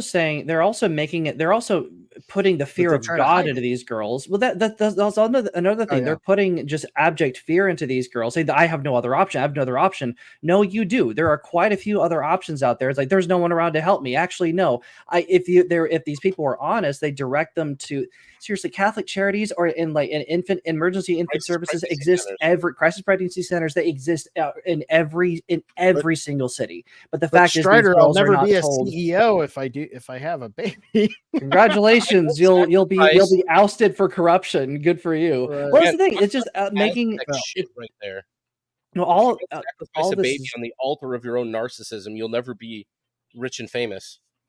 Well, it's all based on a lie because it's all based on the only, and this is just goes back to societal issue in general. It's all based on a lie saying that you are only ever going to be fulfilled, or you are only ever going to have any kind of importance if you inhabit a position of leadership that only 1% of men inhabit. That you were only ever as important as how much money you make or how much power you have, and that's evil. The people, especially you look at the way our heroes react now. Whenever we have some kind of strong female diverse hero in Marvel, DC, whatever, he or she always, they want power. They love their power. They're not afraid of it. They embrace it and they want more of it. And it really is the foundation of a supervillain. But our culture has done that at large by saying, you are only important. You are only as important as how much influence and how much power you lead. Because look at the terms we use. Kids don't want to grow up to be actors, athletes, anything else. They want to be influencers. You have power over an audience, and our culture has lied to people, women especially, saying you are only important for how much you act like a man, and or how much titty you show. That too. Well, also OnlyFans. They say, OnlyFans is empowering. Showing off your body, being a porn star is empowering. I'm using my body to make money. Well, okay, congratulations. You're going to be used up in 5 years if you're still alive. Porn is not kind to as actors. And it's just a sad state of affairs that we're even in this. But it's been lie after lie after lie after lie. And I love the quote from Chernobyl, one of my favorite quotes of all time, and I need it on a tattoo. It says, every lie we tell incurs a debt to the truth, and sooner or later that debt is paid. We're seeing that debt being paid now in our culture with birth rates declining and our culture dying a slow, painful death. Everything that we once held dear. Whoever thought that Star Wars would be a failure, would be a joke now? And never. Exactly.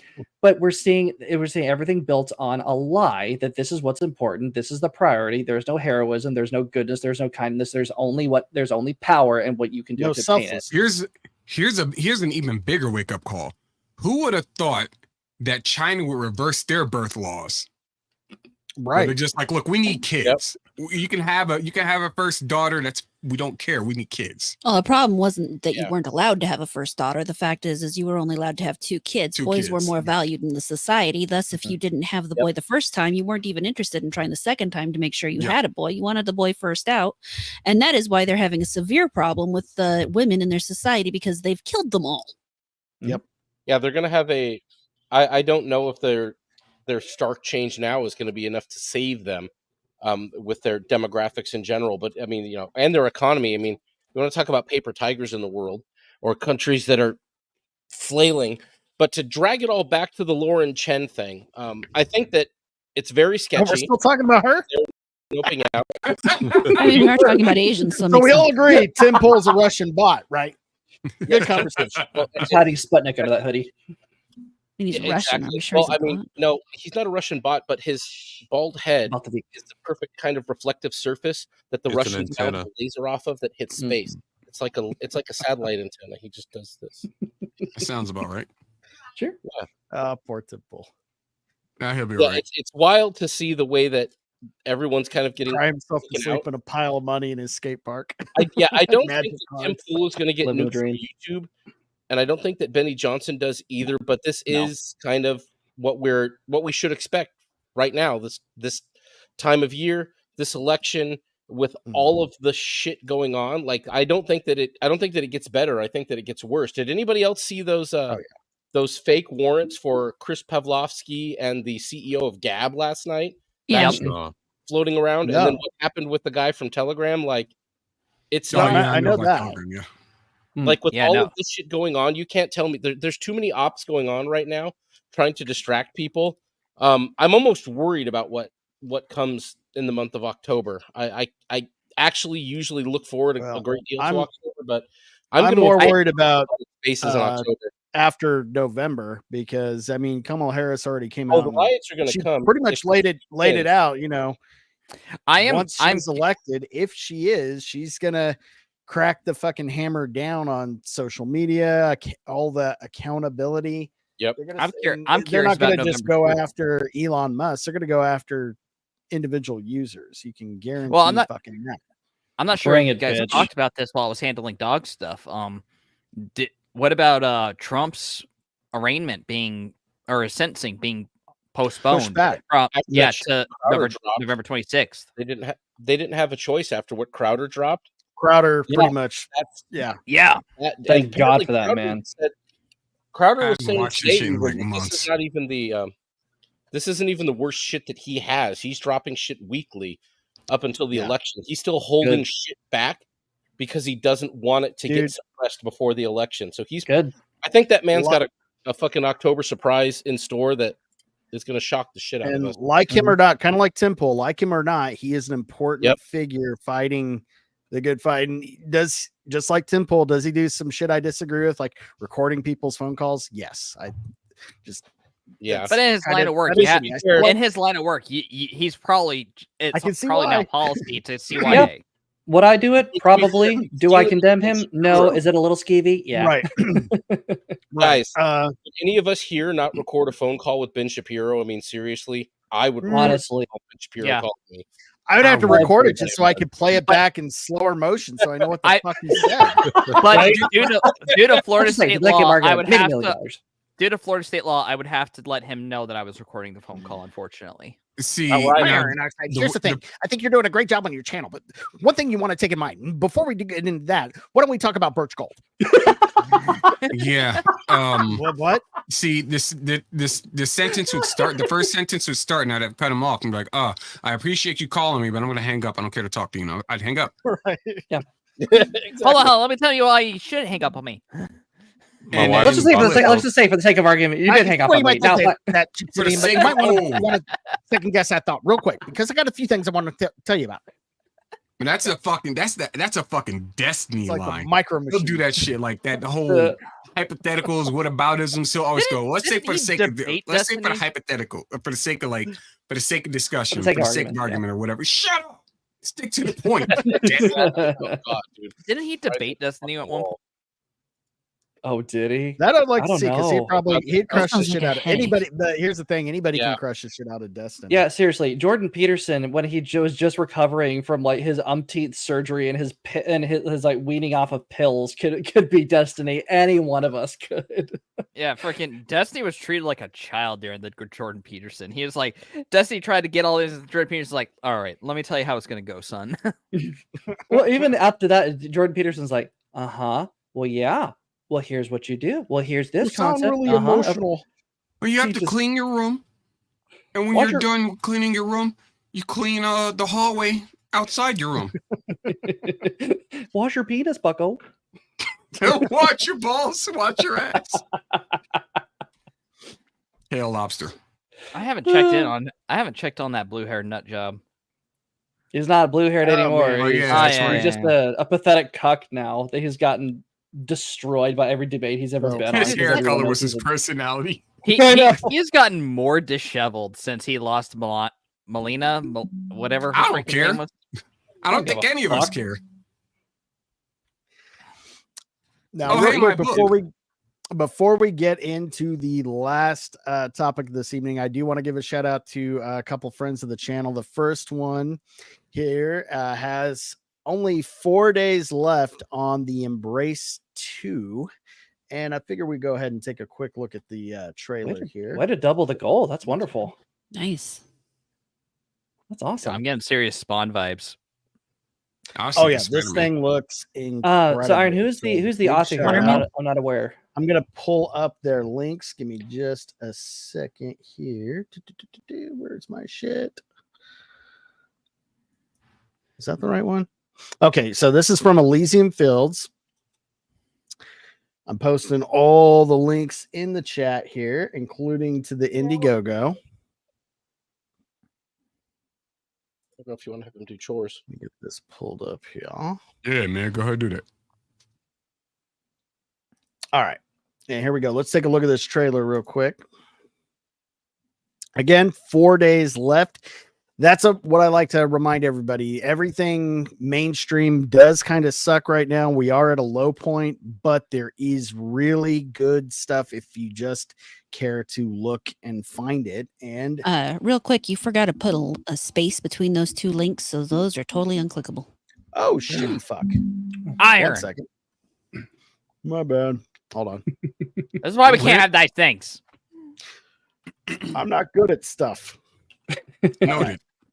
This is for Elysian's X account. Go give him a follow.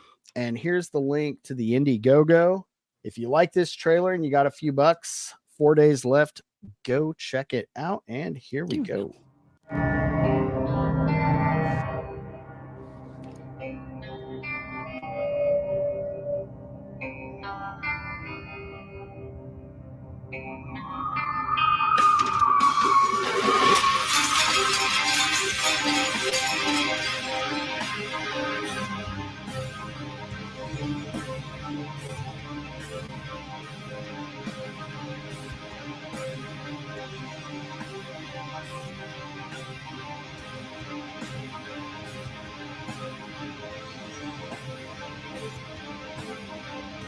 Okay, now I get the Spider-Man vibes.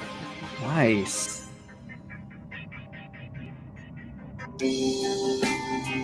Oh, that villain You guys design. catch the Moe's Tavern in the background there?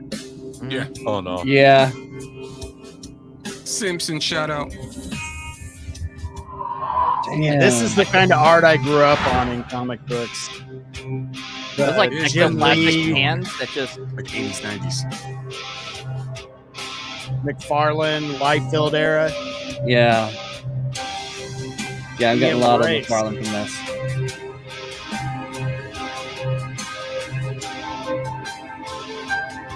I'm freaking down for it. But even Wow, has looks some music great. score, too. That looks awesome. That's really Let me good. go back to the Indiegogo real quick. Again, 4 days left. There's still time to get it. There's the big box set, which that has all the covers, a t-shirt, and a standee. I was trying to figure out what that was there. $200? That's daylight robbery. That's awesome. That's a lot for that. That's a lot Yeah. for that amount. And here's one, just the easy way to go. Cover A plus digital, $20. Cover B plus digital, nice. $20. This is my favorite Yeah, I cover. did Cover cover C. C. Yeah, I was gonna That say looks cover great. C. I'm really digging that. Yeah, I'm going for the D covers mine. D looks. Yeah, one. I think I'm Yeah, getting that looks pretty good, too. getting Nightcrawler vibes, but with webs. And for $40, you can get the catch-up tier, so you get the previous as well. Ooh. You got an Embrace plushie. Man, he went all out here. A little Greedo. The Spidey page, that's nice. Wow. Is this a hero inspired by Spider-Man, or is this obviously inspired by I would say Spider-Man? at least the artwork is definitely. Of all the hero powers out there, I love Spider-Man's powers. I love the idea that just all the creativity you have to have with the ropes and how you can. There's so much you can do with just a rope, and I love seeing people use that in a fun way. So this sounds awesome. Well, it leads to such good art too, because you get so many different dynamic poses and panels. Yo, Strider, if you're down for fun with rope, my sister can hook you up with a kink group. Oh, there we go. But if you're black like me and ladies. Sheepsidian, just stay away from trees. yeah, exactly. That part. Oh shit! Oh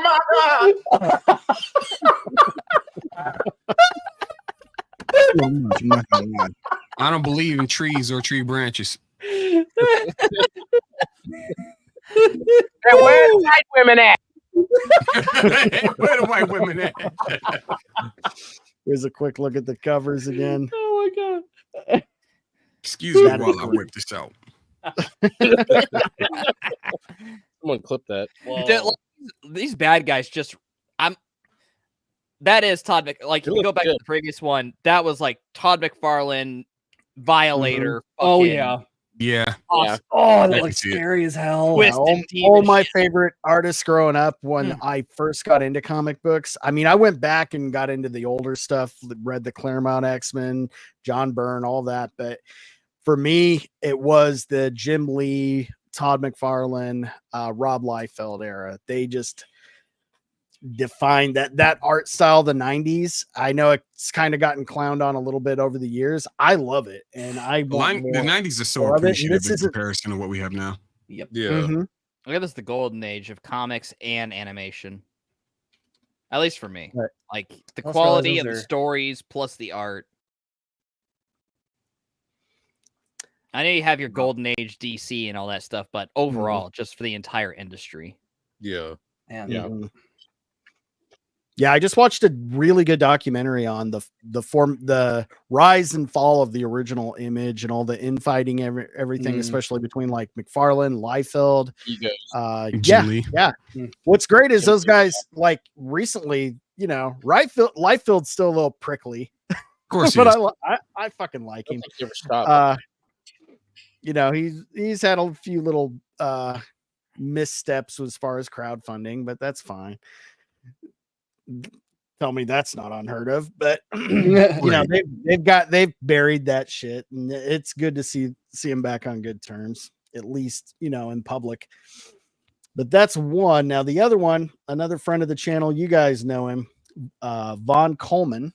Uh-huh. Oh yeah. Up. Got to meet him at the Orlando meetup. He is a really cool kid. Good kid. A lot of fun to talk to, and him very high energy. He's kind of exhausting to be around.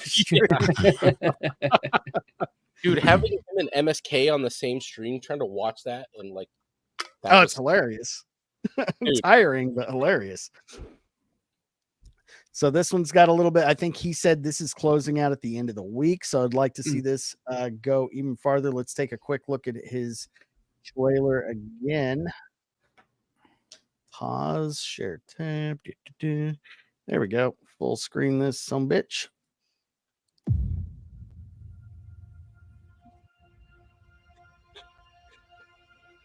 Billy Tucci. Tucci. I know. Just Billy Tucky. When the whole world was dragged into World War III, brave men like my father fought on the front lines. And they weren't alone. That was 20 years ago. Now it's up to us to carry on their legacy. You know, that golden winged hero in the background looks just like Yellow Flash's and every so often, his comic. Golden Patriot. It does. Gives way. Definitely a coincidence. Something I know greater. it's a coincidence. I just think it'd be a cool tie-in. And with them, even greater threats to face.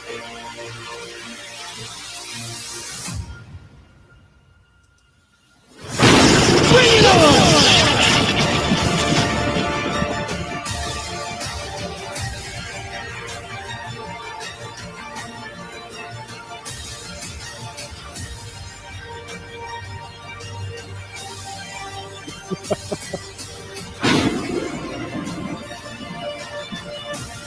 Phenomenova.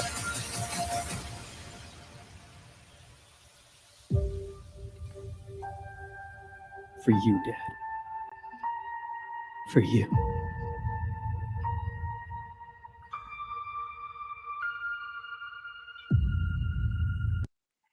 Iron, God damn it, you have to stop with these campaigns. I don't have enough money to back all of them.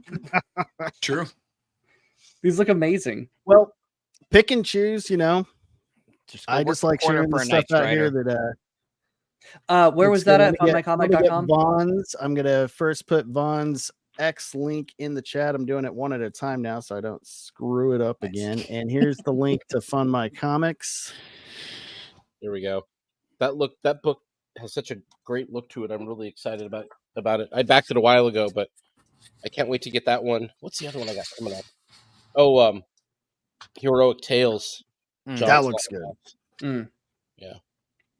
Yeah. I back John's too. I got this one, John's, and I'm gonna back the one we just shared, the Embrace. We'll go check that If one out. I can squirrel away $40, I'm gonna get the catch up tier.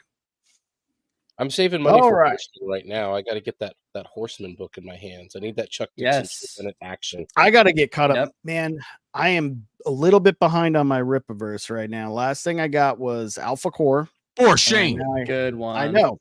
I'm gonna get. Jeez, what's I'm wrong? waiting on on So getting a good. Hold on. Once I get a Hold good on. bonus check, I'm gonna get everything I need.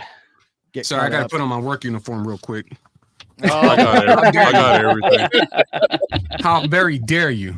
You come onto this. You have me come onto this channel, and you tell me that you're not supporting the work. You had me show I up got on this everything. the day of my a regular Friday, and you're not. I got. Well, that's what's cool about it not being a crowdfund. I can kind of recover a little bit. Yeah. I'm getting that's a I'm getting the benefit. I mean, Yaira statue too because I saved a whole bunch of money by not buying gay frog toys. There you go. Well, the benefit of the whole store thing is that like, the only thing you'd be missing out on is anything exclusive. Those things may pop up at like conventions or some other event or something like that. But otherwise, the stores are always going to be there. There's always going to be merchandise there, so you're not missing out on like everything. Yep. Just catch up. It's fine. We got you. Yeah. All right. I'm clocking out again. But when you clock in again, I need more of this in my life. Yeah, I think you're probably. Yeah, you're talking to the wrong person for that one. Oh yeah, see, I just Next. I got you though. Yeah, Get everything I kind of love involved. Pass the word. Not just Yaira, Get out into the world. Exactly. Oh, I didn't do a Gooding review. Damn it. Yeah. It's not too late. It's not. It's not. I just kept forgetting about it. Been little. Well, you been a can do little it. busy. I'm planning to It's do a whole never too retrospective late. of everything in so far. Cool. I I wanna do that really once I wanted find the Dallas meetup shirt because it shrank in mine shrank in the wash, but it wasn't on sale. No. Oh, I know, I was so pissed. I was trying to be so careful. Yeah. My favorite shirt is the "What's your favorite part?" That was so fucking Awesome. clever. Yeah. I think mine is still. And they had it out like that. Actually, It was Yeah. great. Catch Street, I remember that one. That Catch one Street went might away be pretty my quickly. favorite. It just came back. It came back, and I got it right when it went back on sale. Like, thank God, I love that one. Cat Street and 2024 Yaira shirt. Those are the two I like the most. Yeah. I think I like wearing the 3D asset shirt. That was always That fun. was I like when she wears a 3D asset shirt too.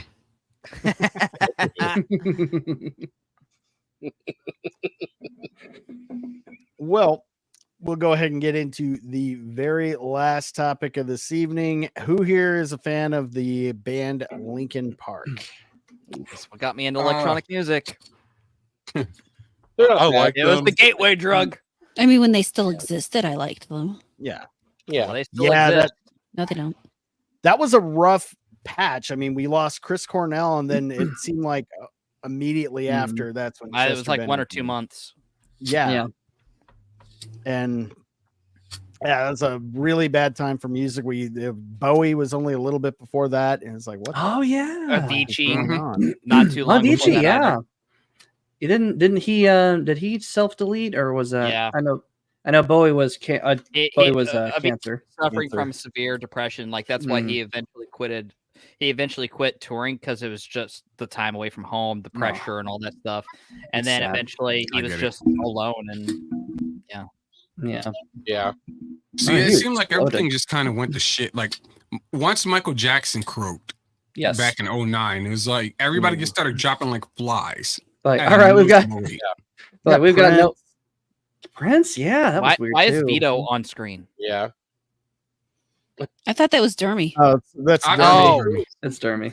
My bad. Wrong fatty in a hat. That was cruel. I mean, I understand being mean to Dermy, but to call him Vito, that's Vito, yeah. mean. Well, notice the shaved lower face. That's I didn't notice the Dermy. mustache. I just thought it was double chin, just kind of. You need a new one with the taser. I was thinking it because of all the EBS with Vito on stream recently stuff that keeps popping up in my dang feed. That, especially since Professor Savage Dad was the one that's reposting it, so that's why I thought it. As long as it's not Riley, it's probably made it piss. Sorry, Dermy. Sorry. A little too evil for my 3D printer to forge, but I did forge something horribly degenerate in a Dermy Chew medallion. I fear touching it too much. I just wanted to show it to our resident expert in horror and find out how evil and degenerate this might be. You really should just take it out and burn it with some sage. You're already screwed. And Prof, then burn do yourself you with some hate sage. why? Do you hate living? Do you hate the very concept of existence itself to make such a thing?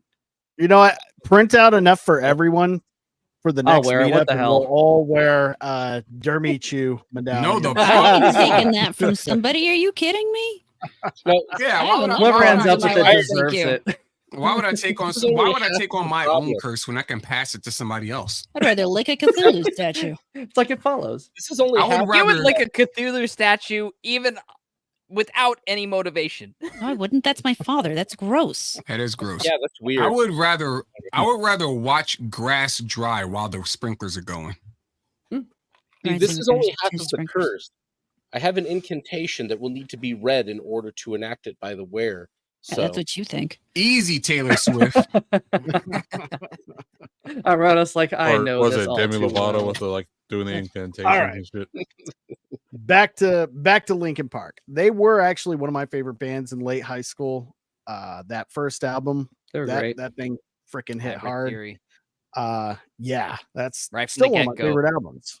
Paper Great album cut for all the way to working the out. end. Mm-hmm.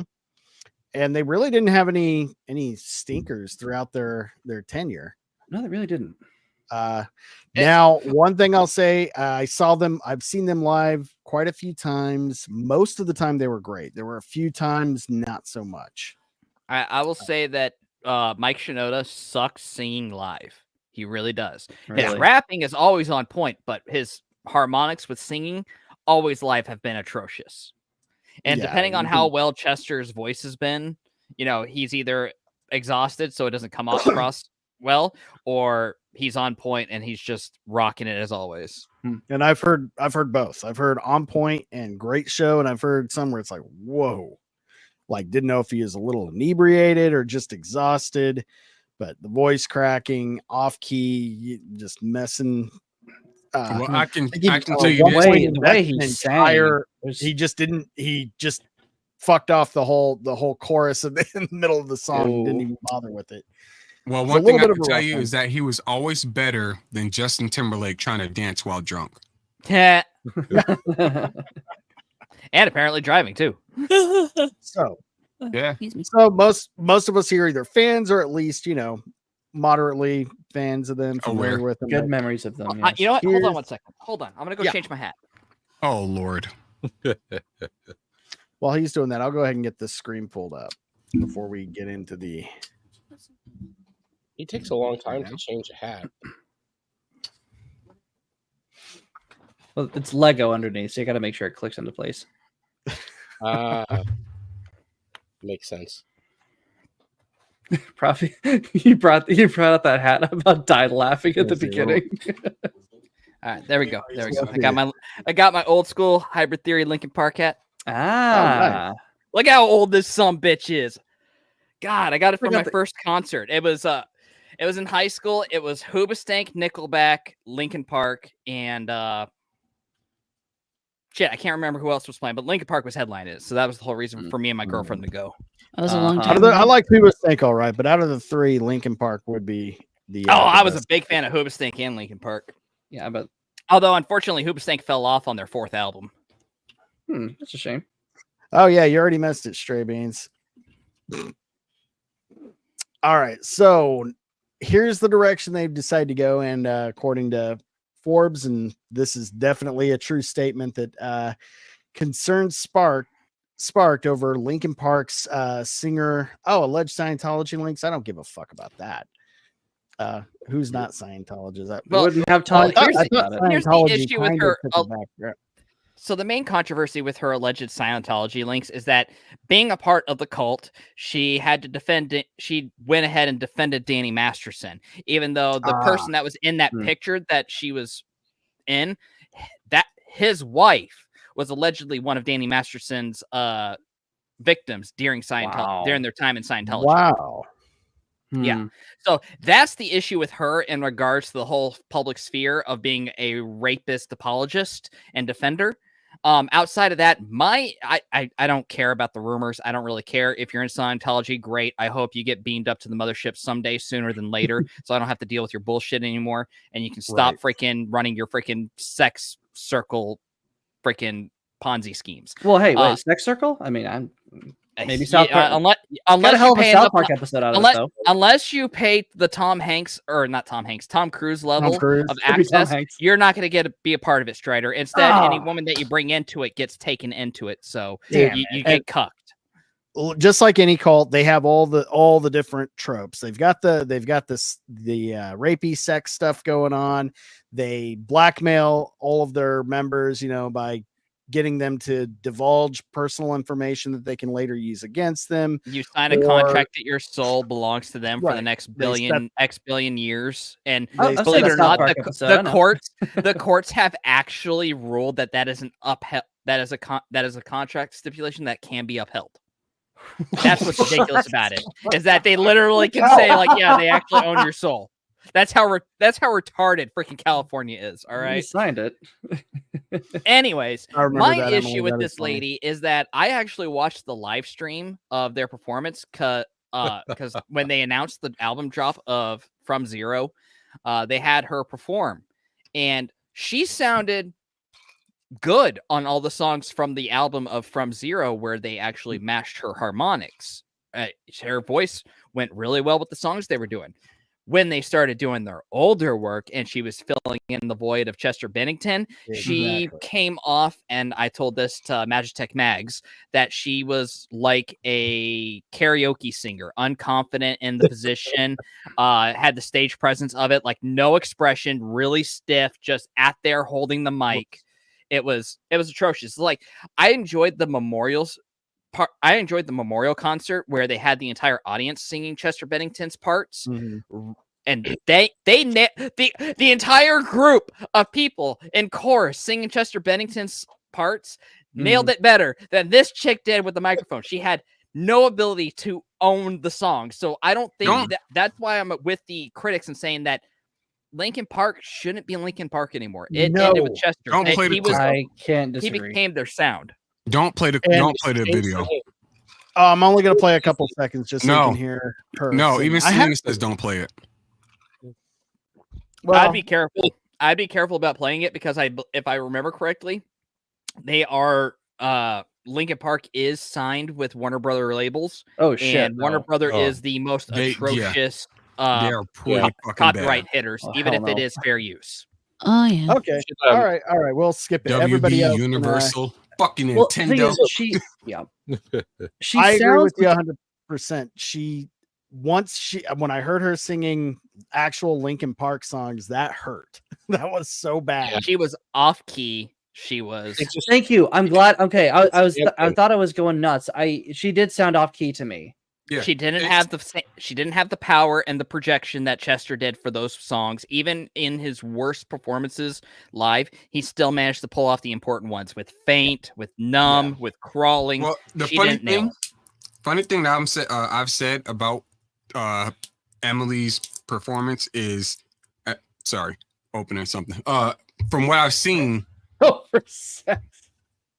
All right. Anyway, sorry, it's an inside joke. Yeah, I got you.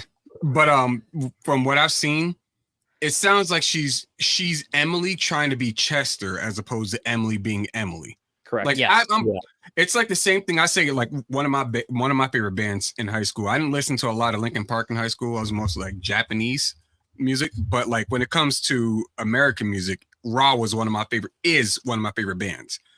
And the lead singer, when they like had they broke up the crew, he went to join another band called Maytal, and he brought Sahaj energy. His name is Sahaj.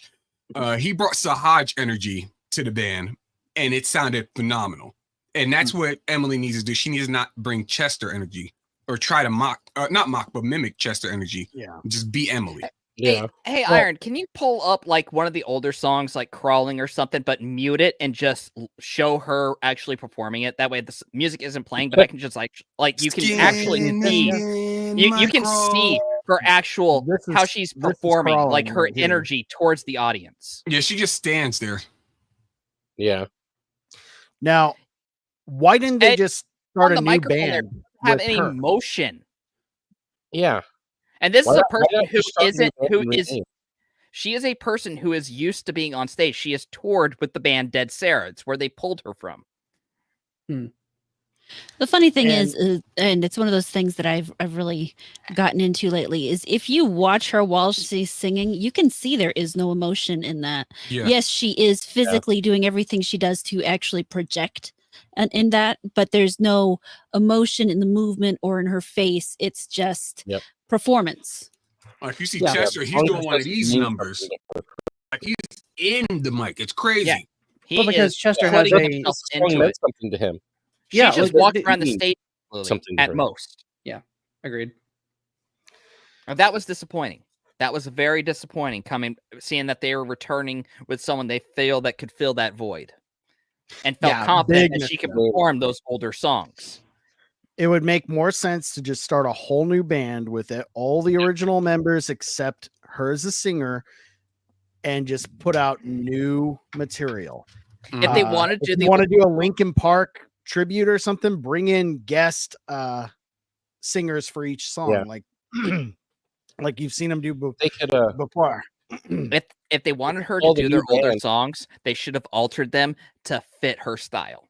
Correct. Instead, they tried to make her fit into it, which did not work. And it's really not fair to her either. And I'm not real familiar with her. Oh, fuck off, Stray Beans. One of my favorite bands of all times is the Distillers. Brody from the Distillers is a punk rock fucking goddess. Her voice is phenomenal. Their fucking songs. If you're not a fan of the Distillers, I don't know what's wrong with you. I can give you a list of Japanese artists that I listen to. Like at least half of them are women. My favorite artist right we would now, also be making these same criticisms if she was a man, by the way. If my favorite artist right now, trying to like karaoke Chester Bennington, we would be like, oh, what are you doing? My favorite artist right now is Hades, and she has just dominated in the past year. I follow her. I love everything that she puts out, and that is not simping for her. I think she is talented and has created a whole new wave of music in both EDM and dubstep. That sounds like simp words. Well, she might put out a lot of thirst traps, but I have since I was a kid. I don't give a fuck.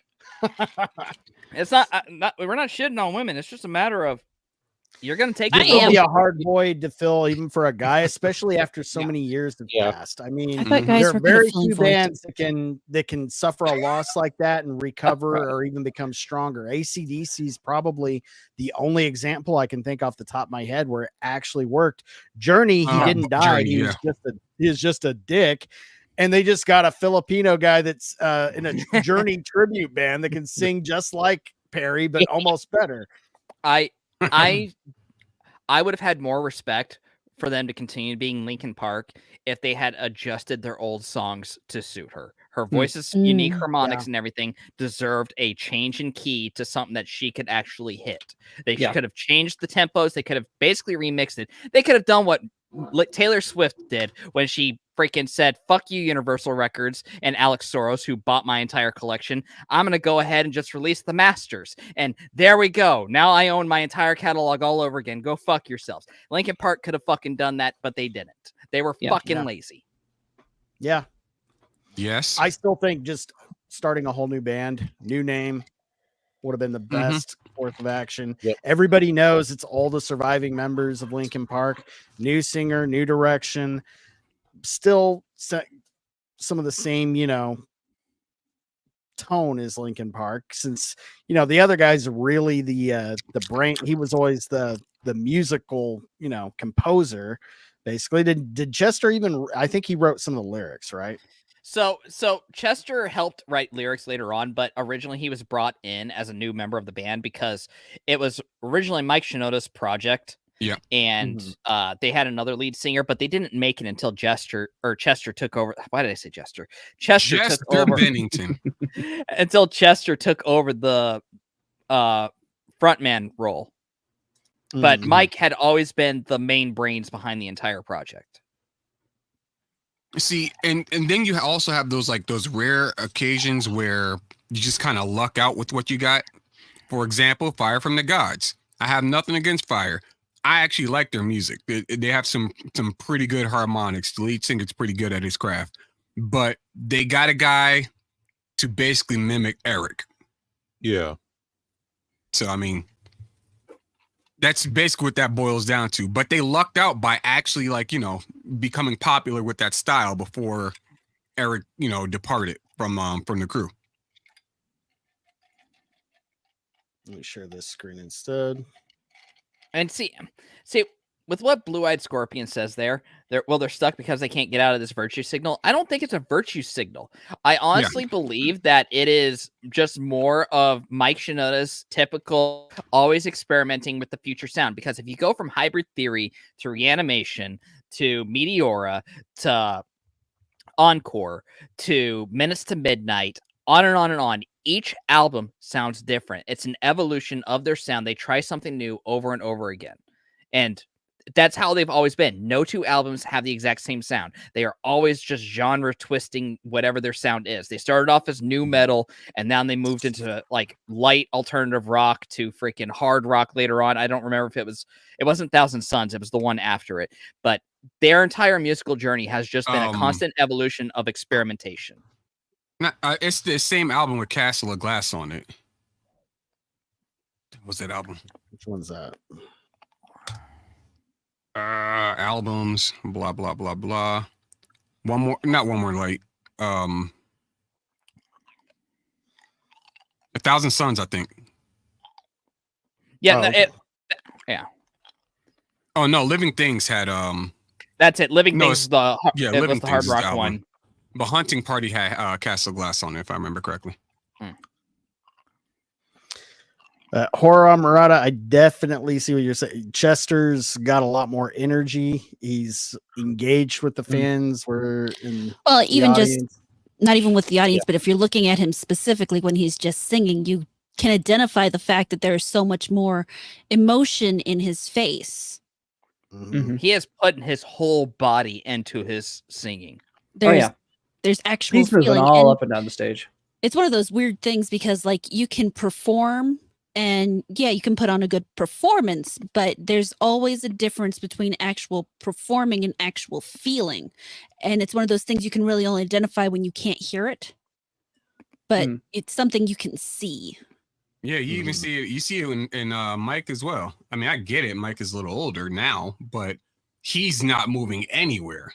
He's not doing any kind of motion, on stage. Yeah. If anything, it sounds like he's kind of like, trying his best to compensate for what, Emily lacks in mimicking Chester.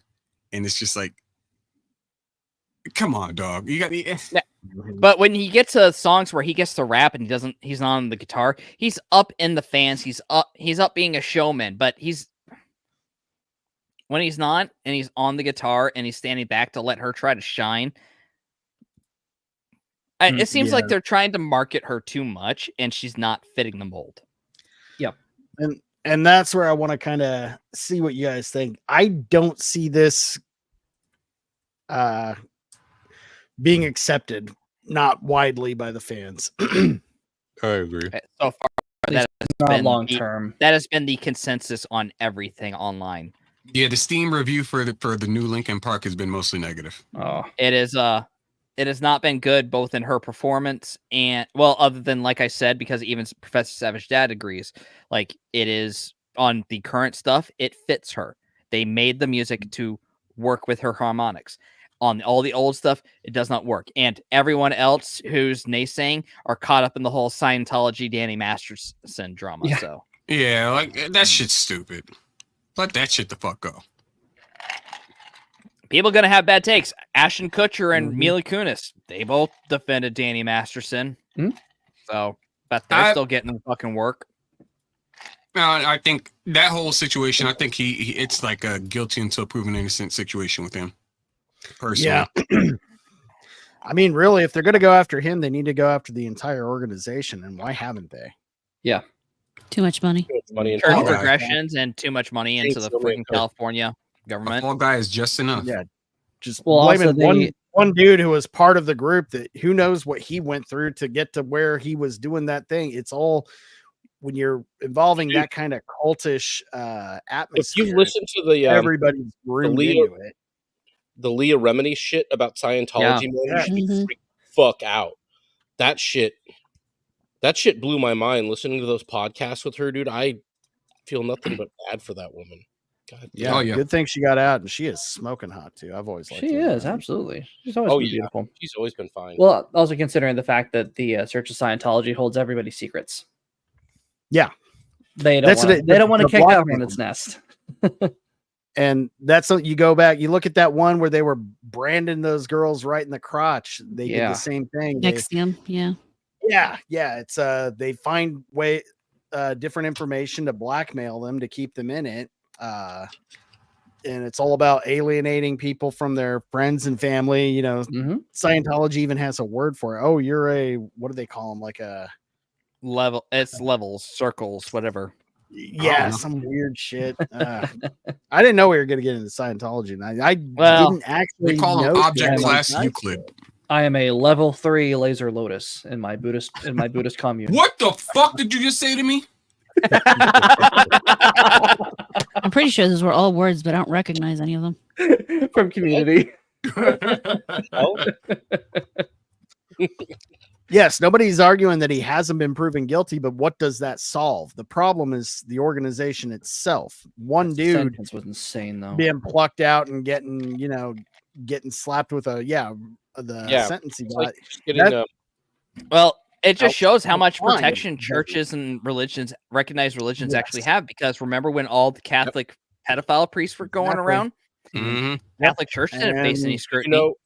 Nope, and they were the ones paying legal fees, covering it up. They had been for years, getting away with it.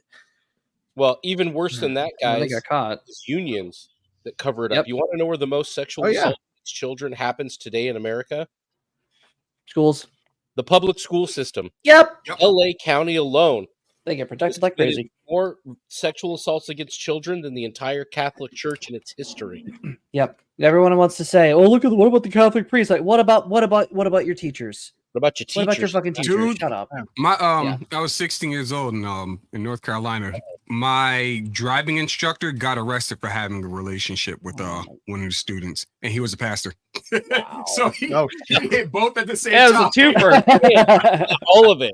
So which one he wants to claim it? It doesn't matter. Yeah. Abusers can be found everywhere, but the fact of the matter is that schools, especially, you have more teachers spending more time around your kids than probably you do as a parent. So you, especially if they're in a lot of women, and a lot of the teacher positions are occupied primarily by women, and we as a culture, this is one of those things that's built on lies. We as a culture have told ourselves and told each other that women can never be abusers. Well, that's bullshit. It's always been bullshit. Everybody can be abuser because if you're a human being, you can be an abuser. It puts one on pedestal. You want to know the commonality between the two of them is that they're in a position of trust. Yes, they're in a position of trust and power, and they're protected not only by their unions, they're also protected by their schools, but also the culture at large. You see how much leeway we give to teachers as a society, how much trust we place in them implicitly, whether or not they've earned it. I mean, there's a reason that they're suffused by these blue-haired, these danger-haired frog people. And everybody for years it was considered almost cool or hot for a 16-year-old football player's getting laid by his 30-year-old science teacher, and it's fine. Oh, she's hot. Good for you. That's a South Park episode. They come in and say, "Oh, my teacher has sex with his student." That happens on Twitter all the time. You see, 14-year-old boy sleeps with 25-year-old teacher, and so many guys are like, "I would have been totally cool with that." Exactly. It's abuse. It is pedophilia. Yeah. Guys, manipulation, abuse of power, all that. Yeah, it's evil. It's not okay on one side or the other, or same sex. None of it's okay. Yeah, those are all the guys. Those are all the guys that don't get laid.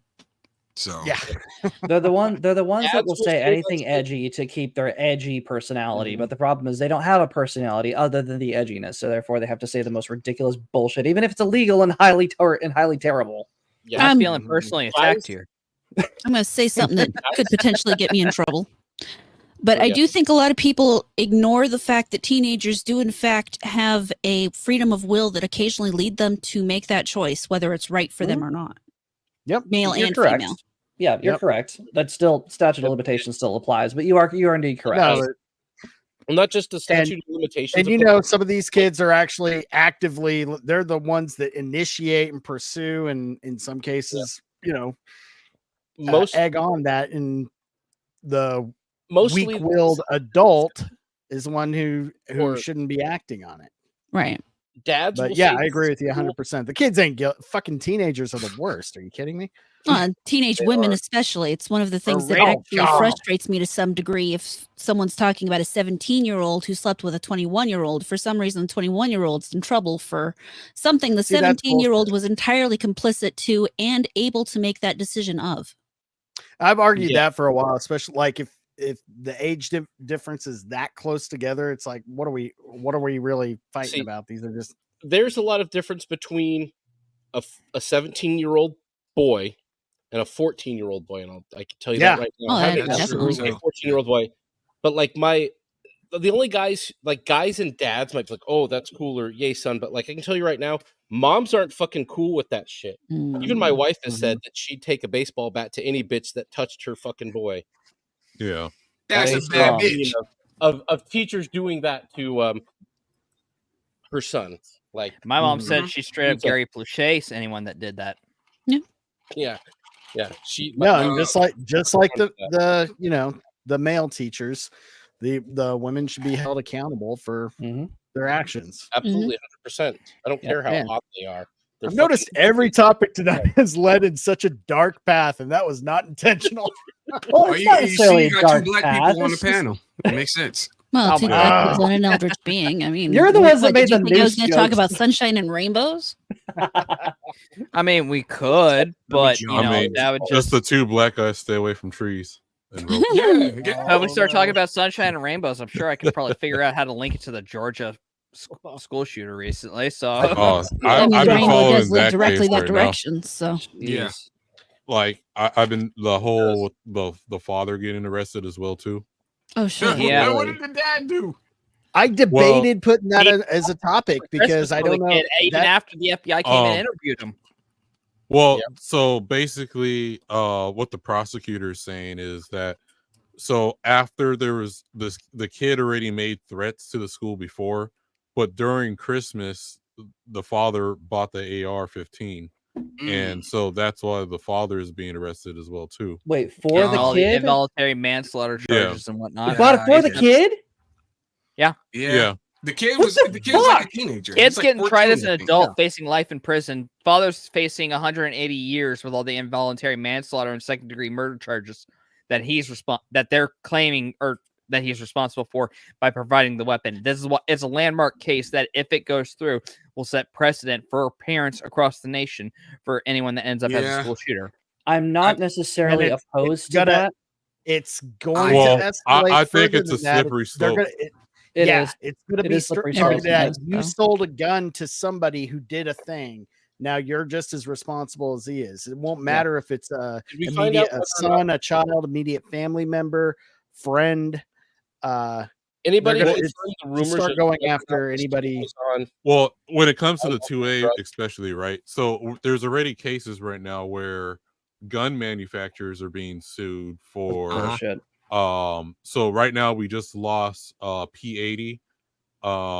They basically got sued into oblivion pretty much by California and New York, and because supposedly criminals were using their guns to commit crimes, so they got sued into oblivion.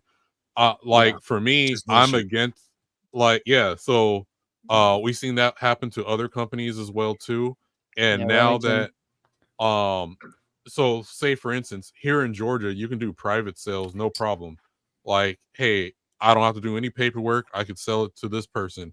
If that person commits a crime with that gun and I completely had nothing to do with it, don't know, but since I sold it to him and he committed a crime, am I being sued now for that? Yeah. I think it's a slippery slope when you do anything like that. Should parents be responsible for their kids? Yes. But not to the point to where, like, I'm sure the father wasn't saying, hey, here son, go take this to your school, whatever, you know. Exactly. Has there been any proof to the idea that this person might have been on mind-altering well, that's what I'm right now interested they in. find supposedly right now more information's coming out, but supposedly the kid was trans and was mad that people were making fun of him because he was in the trans community or whatever. Maybe we start suing doctors that prescribe this shit to kids that shoot up schools. I mean, if we can sue the fucking gun manufacturers, we should be suing the drug companies that are giving them hormone, mind-altering fucking drugs as well. I agree. Pumping them with these drugs basically gives them bipolar. Yeah. Yeah. See, so if this shit goes through, like if this shit actually goes through, and we already know how bad Trump is with gun laws, it's going to be very, very rough. I think I don't know. You think maybe he learned his lesson?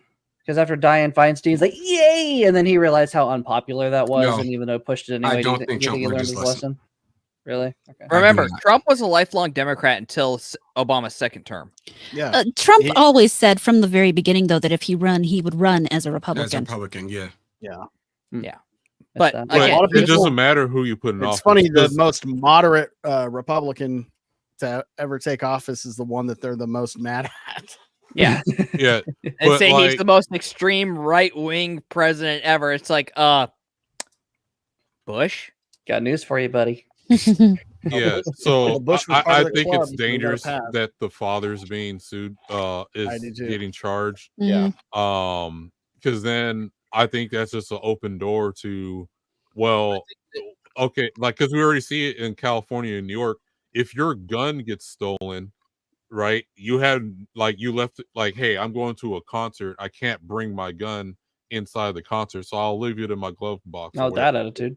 And if someone breaks in your car, your gun gets stolen, they want to charge you for not locking the car, not properly locking your gun up. You had no choice but to leave it in there. Like, even if it's the safest person ever, stuff happens. No safe is perfect. We already got an instance like a year or two ago where a safe company was giving out the combinations to the FBI. Yeah. Fuck you, Liberty Safe. Yeah, Liberty Safe. That's right. Yeah, so but if for something I completely had no control over and something happens, am I going to be implemented because of that and just get locked up forever? Yeah. I think that's our goal. I think yeah, that so he's being charged with is incorrect, though. I think that, like, if he gave that kid a gun after he gave him mind-altering hormones and he knew that he was mentally ill, if you're a parent and you don't know that your kid has a fucking problem, well, here's the thing. You in general, but I don't think he should be charged with that. I think that maybe negligence might be more reasonable, like a fine or something. But before we go full bore on that, Savage, the kid did not seem to be going under trans treatment. As far as it was concerned, his dad just assumed he was gay. That pretty much is in line with everything that was said because he did have a boyfriend. He said that he did not. It said there was the kid was under the influence of the treatment of trans in general, meaning that he was probably looking to pursue becoming trans based on how he was growing out his hair, his looks, and everything. But based on everything that's said and everything, we can imply that he actually was not undergoing hormone treatment currently. Well, not only that, so we got the FBI was they interviewed the father like a year ago in 2023. Did a Discord discussion. The kid was on the radar basically, right? It was just like that meme. He was on the FBI radar. Yeah. Say the line. Say the line.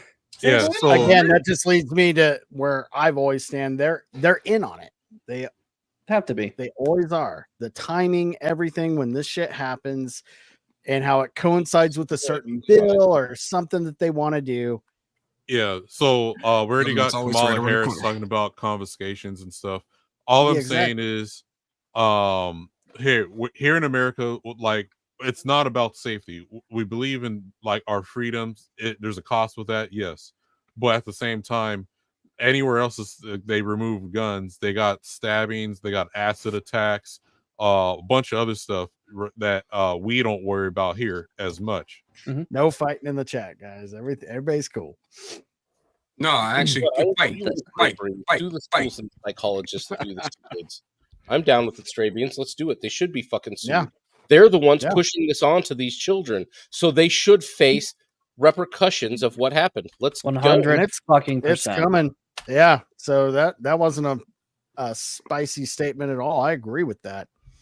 Yeah. All right. Well, I'm done with this freaking depressing shit. Let's move on to some fun shit. Yeah, we're gonna wrap it up here. Do you guys have any memes you want to share before we wrap up? We're gonna start a new way. New way I want to do it. Just bring it up, and I'll share everybody's screen individually. I'll make it a lot easier and go faster. That'll work. So whoever wants to go first. All right. Give me just a second. I'll pull mine up here. Both. Okay, So I either put way. it in the what's it called earlier.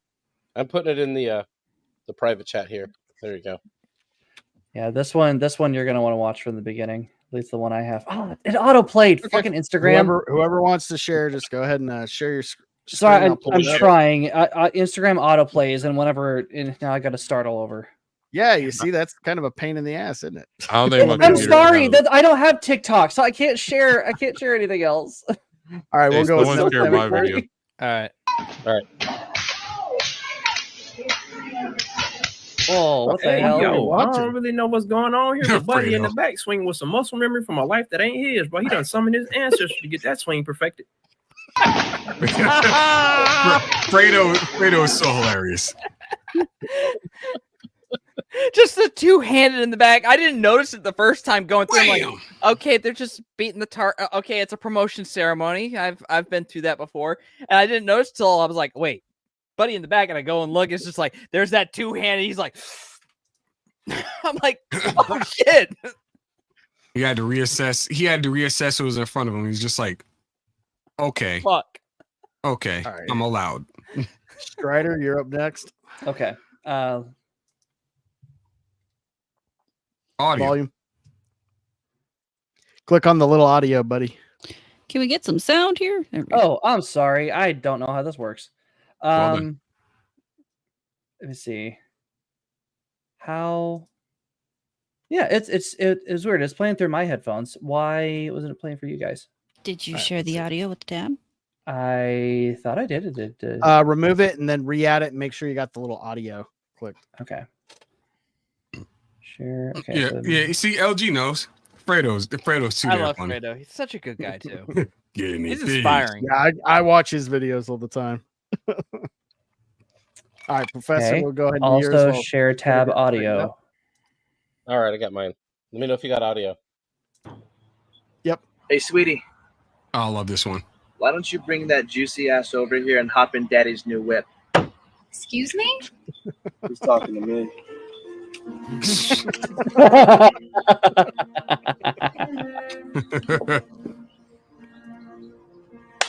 Oh. Oh. Fuck this Well, you song. just gonna stare at these daddies, or you want to rip off that top and hop on in here? That is not okay. You don't talk to people like I've never been more ready.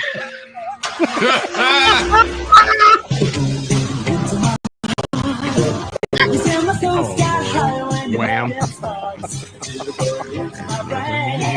It goes bang, bang, bang. Hey, sweetie. Before All right, you pull go, yours go. down, Prof. I'm gonna bring up Strider's. That's awesome. All right, Strider, let's see if you got Okay. it this time. Help me with an experiment? Yeah, sure. All right, just giving you a heads up though, this experiment is a little offensive. I'm testing to see if there are sounds that some races can't hear. Sounds that some races can't hear? Like what? Like, for example, Asians. I'm proud of you, son. Wait, sorry. I think the call lines. What'd you say? Holy shit, it worked. What worked? Well, wait, did you say something? Yeah, I did. Wait, can I try? Yeah. I'm sorry, did you say something? Holy shit, it works. Can you help me with an Oh, man. My See, now I gotta- spleen almost ruptured the first time I saw that. I could not stop laughing. Oh. I've got That's- millions more of those types where they came from. See, now I gotta find the one that I found that should have me dying. Too bad she couldn't appreciate the second half of that joke. I know. Yes, She I was here could. to hear that. Oh, but say, yeah. If anybody in the chat has a meme, or a video, send it to me in the private chat, and if it's safe, I'll play it. Oh, okay, got you. Yelling. I put Shut mine up, in cat. private Nobody chat, asked you. but it's 4 minutes long, so I don't know. I'll go ahead. We got a few minutes. Hey, guys. Anybody else? Sheep, horror, if you got anything you want to bring up? I just threw something in the private I chat. ain't got none. Oh, okay. Let's get Sheeps going first. Another dude that I find absolutely hilarious.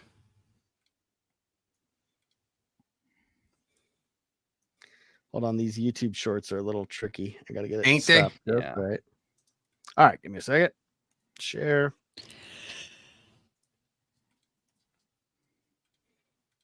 Oh, yes, I've seen this.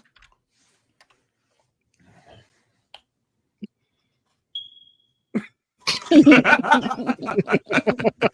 freaking aljo. I love it. It's so short, it's so simple, and it just works. My Oh, submission man. for next week was going to be one exactly like that, except from a different guy. No, the funny thing is the other day I did a delivery and the black lady opened the door and that's the first sound I hear.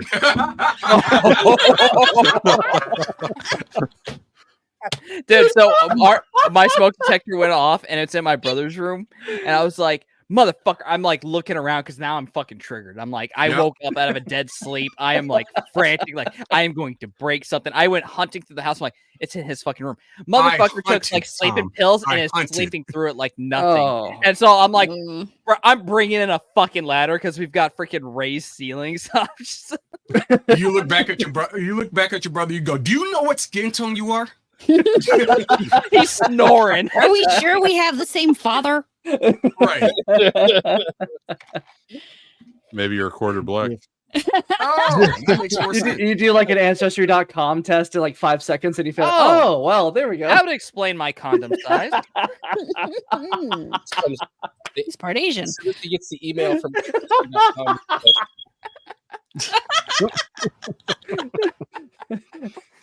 Damn it! Stop it, Savage. Vagabond's like, what happened? Right. Joke's on you. My quarter white self can hear it. Damn it. There you go. That's a quarter of the volume. You can actually sleep through it now. Let's see. I think I got one. I'm trying to find it. No. All right. If nobody else has any, we'll go ahead and. Oh wait, here we go. Got another one from them. Since you have experience, I how like big? Philin. I'm a virgin. Philin's How hilarious. big is big enough? well, be honest, Mom. 2. 2? 2 what? Sometimes 3? 2 is enough? I feel like if you Of had them. 2, you. Huh? What? Oh God. Philin with a scooch on. I've been addicted to scooch on right now. That's not. And if everyone's thinking that was me that posted that, that wasn't me. Nah, that was me. Just knows what it is. That doesn't I help. actually have a third one, but it might be a little too spicy. We'll roll the dice. We'll close out on it. While I pull it up. I think we're far enough in. We'll be okay. On this one. Hold on, I gotta find him. There it is. Get out. Where are you? That's it. I know quickly. Why does he have to name all of them? Jesus. All right, here we go. Trusting you, them. You Let's see fucking what we dorks got. decided that RJ. No, hold on, guys. I need to find it real quick. Oh, Is it? Oh, there it is. Found it. All right. right, got it. I'm on pace This guy's to hit hilarious, too. 365 bodies in 365 days. And Are you fucked? On pace? Really? That's a choice. No guilt Chamberlain over here. She's tracking her dick appointments like they're triple doubles. Her southern borders are letting in more undocumented children than ours. Holy fuck. She's got the whole world in her snatch. She's got the... Sorry about that. And then she says... last year, I was excited when I hit 300 in a year. But then this leaves me to think, what am I going to do next year? Labiaplasty? Probably. Like, who's your competition in this bopathon? I hate to break it to you, but no matter how well you're doing it, your dad's still not going to care about you. I feel like when you get out of bed in the morning, your sheet just sticks to your back like a cape. We all know why. When that happens, do you act like a superhero? Like, I'm Horisa. My superpowers include boobs. I would say get fucked, cunt, but I think we need to let it breathe for a minute. All right? Merchant's about, okay, bye. I'm on. I love that guy. I saw This that guy- one, and I'm like, Oh, I'm great. dead. This guy and like the guys from Letterkenny, they always get me. Yeah. Yeah. All right. Tate Parker. I'm more into florks. What, did I Woo. post the right We link? went about or no? 15 minutes over. That's not too bad. We're going to go around the horn, tell everybody where they're going to be, starting with Strider. What do you got coming up this week, man? Yeah, well, interestingly enough, Nate just dropped a chat to the last thing Barovians heard before their town exploded. That is a reference to our D&D campaign, Curse of Strahd, which we're going to be doing session 6 tomorrow. I missed session 5, which is annoying, but session 6 is going to be part 2, where our party just met Strahd and is dining with him and just watched the entire village we just tried to save get wiped off the map. And so what's going to happen that was next? We don't fucked know. up. Yeah. I will be there. Unfortunately, Darnell here. Hopefully, Darnell he will not can be able show to. up, but he will not be able to. That Switch sucks. places. Yeah, kind of a bummer. Yep. But yeah, looking forward to that. It's going to be good. And then Mondays I'm on with MSK. I'm not gone for Labor Day this time, so I'll be there. And then every Friday I'm here. Awesome. Vagabond, what do you got coming up, man? Just uploading some videos from Dragon Con. And I did upload a few shorts on my YouTube, so I got over like 1,000 views on the shorts or whatever combined, I guess. And then so that's pretty much it. I'll just be floating around different streams, whoever invites me on or whatnot. Right on. Man, those shorts, I need to get up on doing shorts. Those are apparently the way to go. I haven't even made a video. All I've done is live streams. Yeah, Especially if one you of them. have to go through your live streams and just take some of the best clips out of the channels and just throw that up as a short. That'll expand your reach so much. Yeah, just the editing where you just zoom in on each person when they're talking and stuff. That'll give it enough dynamic to really draw attention. Mm-hmm. Just the 3 shorts I put up this last weekend gave me 7 almost 8 hours of watch time. Wow. Damn. Yeah, it's crazy. Nice. And I'm only at 90 subscribers. Nice. See, I'm just a little over halfway on watch time. Like I only need like 900 more hours and then I hit the 500, but I need I would just cut 75 more subscribers. Yeah, just cut some tiny clips out of some of these Friday streams and then have those as shorts. That's a good idea. I need to do grab that. all the ones with the fire alarm off this one. Yeah. Yeah. There you go. There was some gold in this one. This was a good show, guys. Somebody's Thanks fire again alarm for just tuning went in. off. Well, we don't have any, so it can't be us. Yeah, I don't have any either. So I don't have to get that problem. Nemesystemic. If I burn, I burn. How will anybody If he tell? burns, he burns. If he dies, he dies. Basically, I'll go out this world the way I came in it, in a blaze of glory. In black. Until I meet some guy with some horns staring at me. Oh man. All right. I know I was supposed to have stuff going on this week, but with my change in treatment plans on some things, I ended up getting things waylaid. But I now have a schedule going forward. I'm going to be working on some long form content first, and then I'll get the streaming going again. I need to get that more persistent content going instead of just the once a day streams that, people don't really tune into afterwards for the most part. So it's going to be a change in things, but I have a plan going forward for the month. In addition to that, while I haven't been streaming, I do have a new song in the works. I'm digging the chord progression and melody I've got going for it. Has a lot of promise, hitting all the right spots, and I'm not anywhere near as stressed out as I was last month. That made me completely self-destruct. So good stuff coming in. I should have content coming up either next week or the week after. So looking forward to that. Again, I'll be back here on the stream next week. Love you guys for having me here. You can follow me at Nemesystemic on X and on YouTube. You can follow me on Twitch at I am Nemesystemic.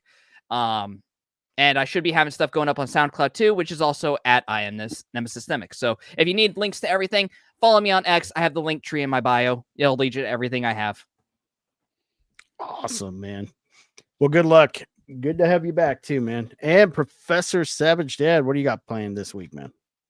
Let's see. Sunday night, I'm going to be doing another comic review with MSK. We're looking at the end of that Wolverine Deadpool World War III's Ultra mini series. Kind of a lackluster series, but we started it. We're going to finish it. We got Gooding coming next Sunday, so long as MSK finds his damn book. That kid has so many damn comics, and he piles them. There's no organization, because he has an empty void that he lives inside of with no better television. Well, that's why he can work so much. God, I mean, my place doesn't look all that much better, but I know this is the guy who made a point to leave the meetup early because he had to get home to do his stream that he had scheduled. And that is one thing I can give the kid props for. He is a machine, and he drives me to want to do more. Yeah, his ethic is impressive, and that's kind of where I want to get back to. Right now, I don't have a lot planned other than that. Next Monday, I'll be over on Moxie Dame's channel for her Monday night show, and I'm here on Fridays, and that's kind of it for now until personal life stuff comes together. Shut up, cat. Together. It's going to come together really well. I yell at my pussy too. Who needs a fire alarm when you have a cat? And last but not least, our Or special dogs. guest this evening, HorrorAmorata and Sheepsidian. What do you guys got going on? Why don't you go first, honey? Because you're the lady. I'm letting you go first, honey. I don't care. I hate him. I set him up. You got a gentleman and affirmative action going on right now. That's true. He outweighs me by at least 2 different types of what's that thing called? Privilege? Point? I don't know. Yes. Oppression. Black and a man. Oh no, those 2 technically cancel each other out, making you a white man. Never mind, you have to go first because I said so. You have to go first because I said so. Oh, now you know what's happened, right? Oh. Yes. Yeah, we're gonna be here forever, guys. No, you hang up. No, you hang up. No, you hang up. Okay, Trump and Elon. I'm trying to go to sleep. Damn. It goes faster if you just do what I say. Or she just took her own advice. Why would I take my own advice? I'm telling you what to do. Yeah, but you're telling me to go first. Exactly. So why don't you go first? Because I don't Take your own want to. advice. Rochambeau. No. Rock, paper, scissors. Same thing. Tic-tac-toe. No. This is why you don't invite couples as guests. Especially couples as stubborn as us. Go ahead. Well, everybody knows I put I'm the Sheep funnier and one. Horrorama's link in the chat. Everybody go follow them. They're a delight to have on stream. No, we're not. See, here's the thing, right? Here's No, the you thing. guys are actually awesome. You're welcome back. I am naturally maybe funnier separate than she is, right? So if she goes, she can go ahead and she can give her spiel, and then I can give us the funny out. But she doesn't want it. She doesn't. It's fun. Catch me on the Abysmal Critic every day, 1 video a day about video game stuff. I'll be streaming tomorrow, 7 Days to Die. There will also be a stream on Sunday where we're playing a 3.5 D&D campaign with myself, the guy over here who's bullying me and won't just, take the fact that I asked him to do something and he's in trouble later because he just wouldn't be nice, and I have to let other people go because I'm not going to be a rude bitch. Except to him later. Be a rude. I can't say that's right. Somebody's in trouble. And then, that's about it. That's what I'm not doing a whole lot of streaming. It's just the daily video about video game news on the Abysmal Critic channel, and I guess I do a Thursday stream on that channel. Okay, it's your turn now. I ain't got shit going on for me. I hate him. Okay. All right. So Yeah, that's how you do it. Long build up and then the punchline. I have my manga that I'm drawing. Go to fandomonium.locals.com. You can read the prologue. Adding more pages to the first chapter, so that should be out soon. Aside from that, you'll find me over on her channel in some of her gaming streams. I'll be playing D&D this weekend, as well as 7 Days to Die. Having an absolute fucking riot, so go there. And I'm also selling Rippaverse and Rippaverse accessories. So go to rippaverse.com. Go get you some stuff. We got summer gear, tank tops and shorts. It's great. I'm gonna have to get you a Hank Hill AI voice for Rippaverse. Rippaverse and I'll take here it. and I'm fine with that. Accessories. What? That aside, I want to stream. I gotta get like something like gaming as like related setup or some shit like that. Eventually I'll do that, and then I also have like a Gundam model kit I said I was gonna build on stream, and I'll eventually do that too. Nice. That aside, I ain't got shit else. Like when I like right. I don't do YouTube videos and shit like that. Like so. That was so funny, honey. Thank you. No problem. I'm still funnier than you. Look, oh shit! And I look funnier than you. I don't care if you beat me to the punch. Negro, please. Negro, please. Bruh. That's one of my funny. That's one. Oh, hey, Battsauce, you're here right in the closing, man. What do you got going on? Tell everybody where to find you. What's up? Sorry. You're coming in right at closing, man. What do you got going on? Where can people find you? Okay, I don't got shit going on. I got my Tuesday night shows. I already said that. You can't use that one. Only we can use that. All right. Now that's my turn. Thanks everybody for watching. Please like, share, and subscribe. We are on the slow but steady road to 500 on YouTube and 100 on Rumble. Once I hit 100 on Rumble, we've already hit the quota for YouTube for the 24-hour stream. I just need to get 100 on YouTube, then or on Rumble. Then I'll do the 24-hour stream. That'll be a lot of fun. Have people coming in, hanging out while I'm playing video games and trying to stay awake from the end of this show into the very next evening. Now, let's see. You can catch the weekly Rogues Gallery every Friday at 5:30 p.m. PST. I hang out with some other people like MSK. Go subscribe to his channel and whoever else I'm hanging out with, Common Nerd, whoever, you know the people. They're all great.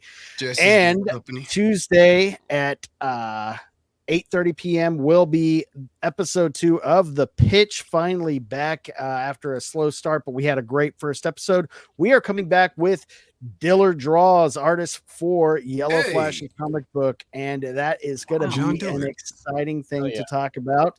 So last thing I'm going to do before we close out, I'll go ahead and share a quick promo for The Pitch. That is again hosted by myself, and it is the brainchild of Mr. Burger. Go subscribe to his channel for trivia, and this show will be drama-free promoting of good independent content. So if you're a creator, no one or anything else, just hit one of us up and we'll get you on the books for the shows coming up.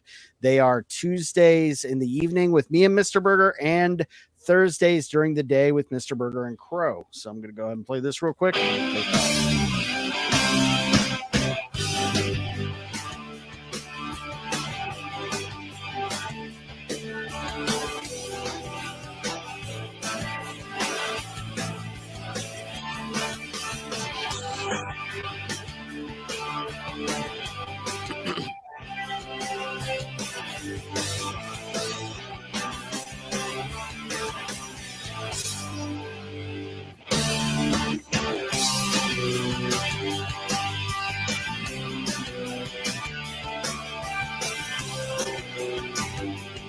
So awesome to see this.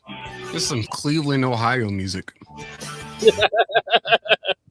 Right? All right, and that is it. Let me go ahead and stop sharing my damn screen now. There we go. Oh, you're going to be on All right. Show tonight? Doing who? Oh, yeah. That's the other thing. I thank you for reminding me. I would have went to bed and forgot. Last time I was on the pub, I fell asleep during the show. Man, we So were I'm making trying sure to not talk to to do you. that. I will be on the pub over on Devil Made Me Do It, Beelzebub's channel. So you can come hang out with us later on. I may or may not be on MSK's tonight. I'm see if he sends a Iron, link. don't He may you have have a a space jockey with Diesel? That's it. Yeah, I fucking forgot. This Sunday, Space Jockeys, episode 3, hosted by Diesel and myself. We will be talking about Terminator Zero. I need to finish watching that. I've heard nothing but good things. So that's another show. No BS and complaining. It is just focusing on things we like and, the love of sci-fi and all things sci-fi. I can't wait. I'm going to be marathoning that tonight myself. Awesome. That's what as soon as I get off the pub, I'm going to be starting that up so I can finish it by Sunday. Are we on Mephisto tomorrow? No. What's up? When is that? Not. God, the Space Jockeys Sunday. No, Mephisto had asked us to join him for one of his shows and it got canceled and we hadn't rescheduled. So because he was apparently really looking forward to it. Oh, dang. I'm sorry, guys. Well, you got to hang out with me. So we did. We'll hang out with Mephisto later. 88th best, but God, you're pretty cool. You could at least wait until we're off. I'm a silver medal. You placed at least. At least, you know what? At least the silver medals weren't rusting like the gold medals this year. So you know what? There you go. You're better already, Iron. There you go. That's fair. All right, guys. Thanks everybody for watching. We'll see you all next week and go follow everybody. Check us out. Thanks for watching. Bye.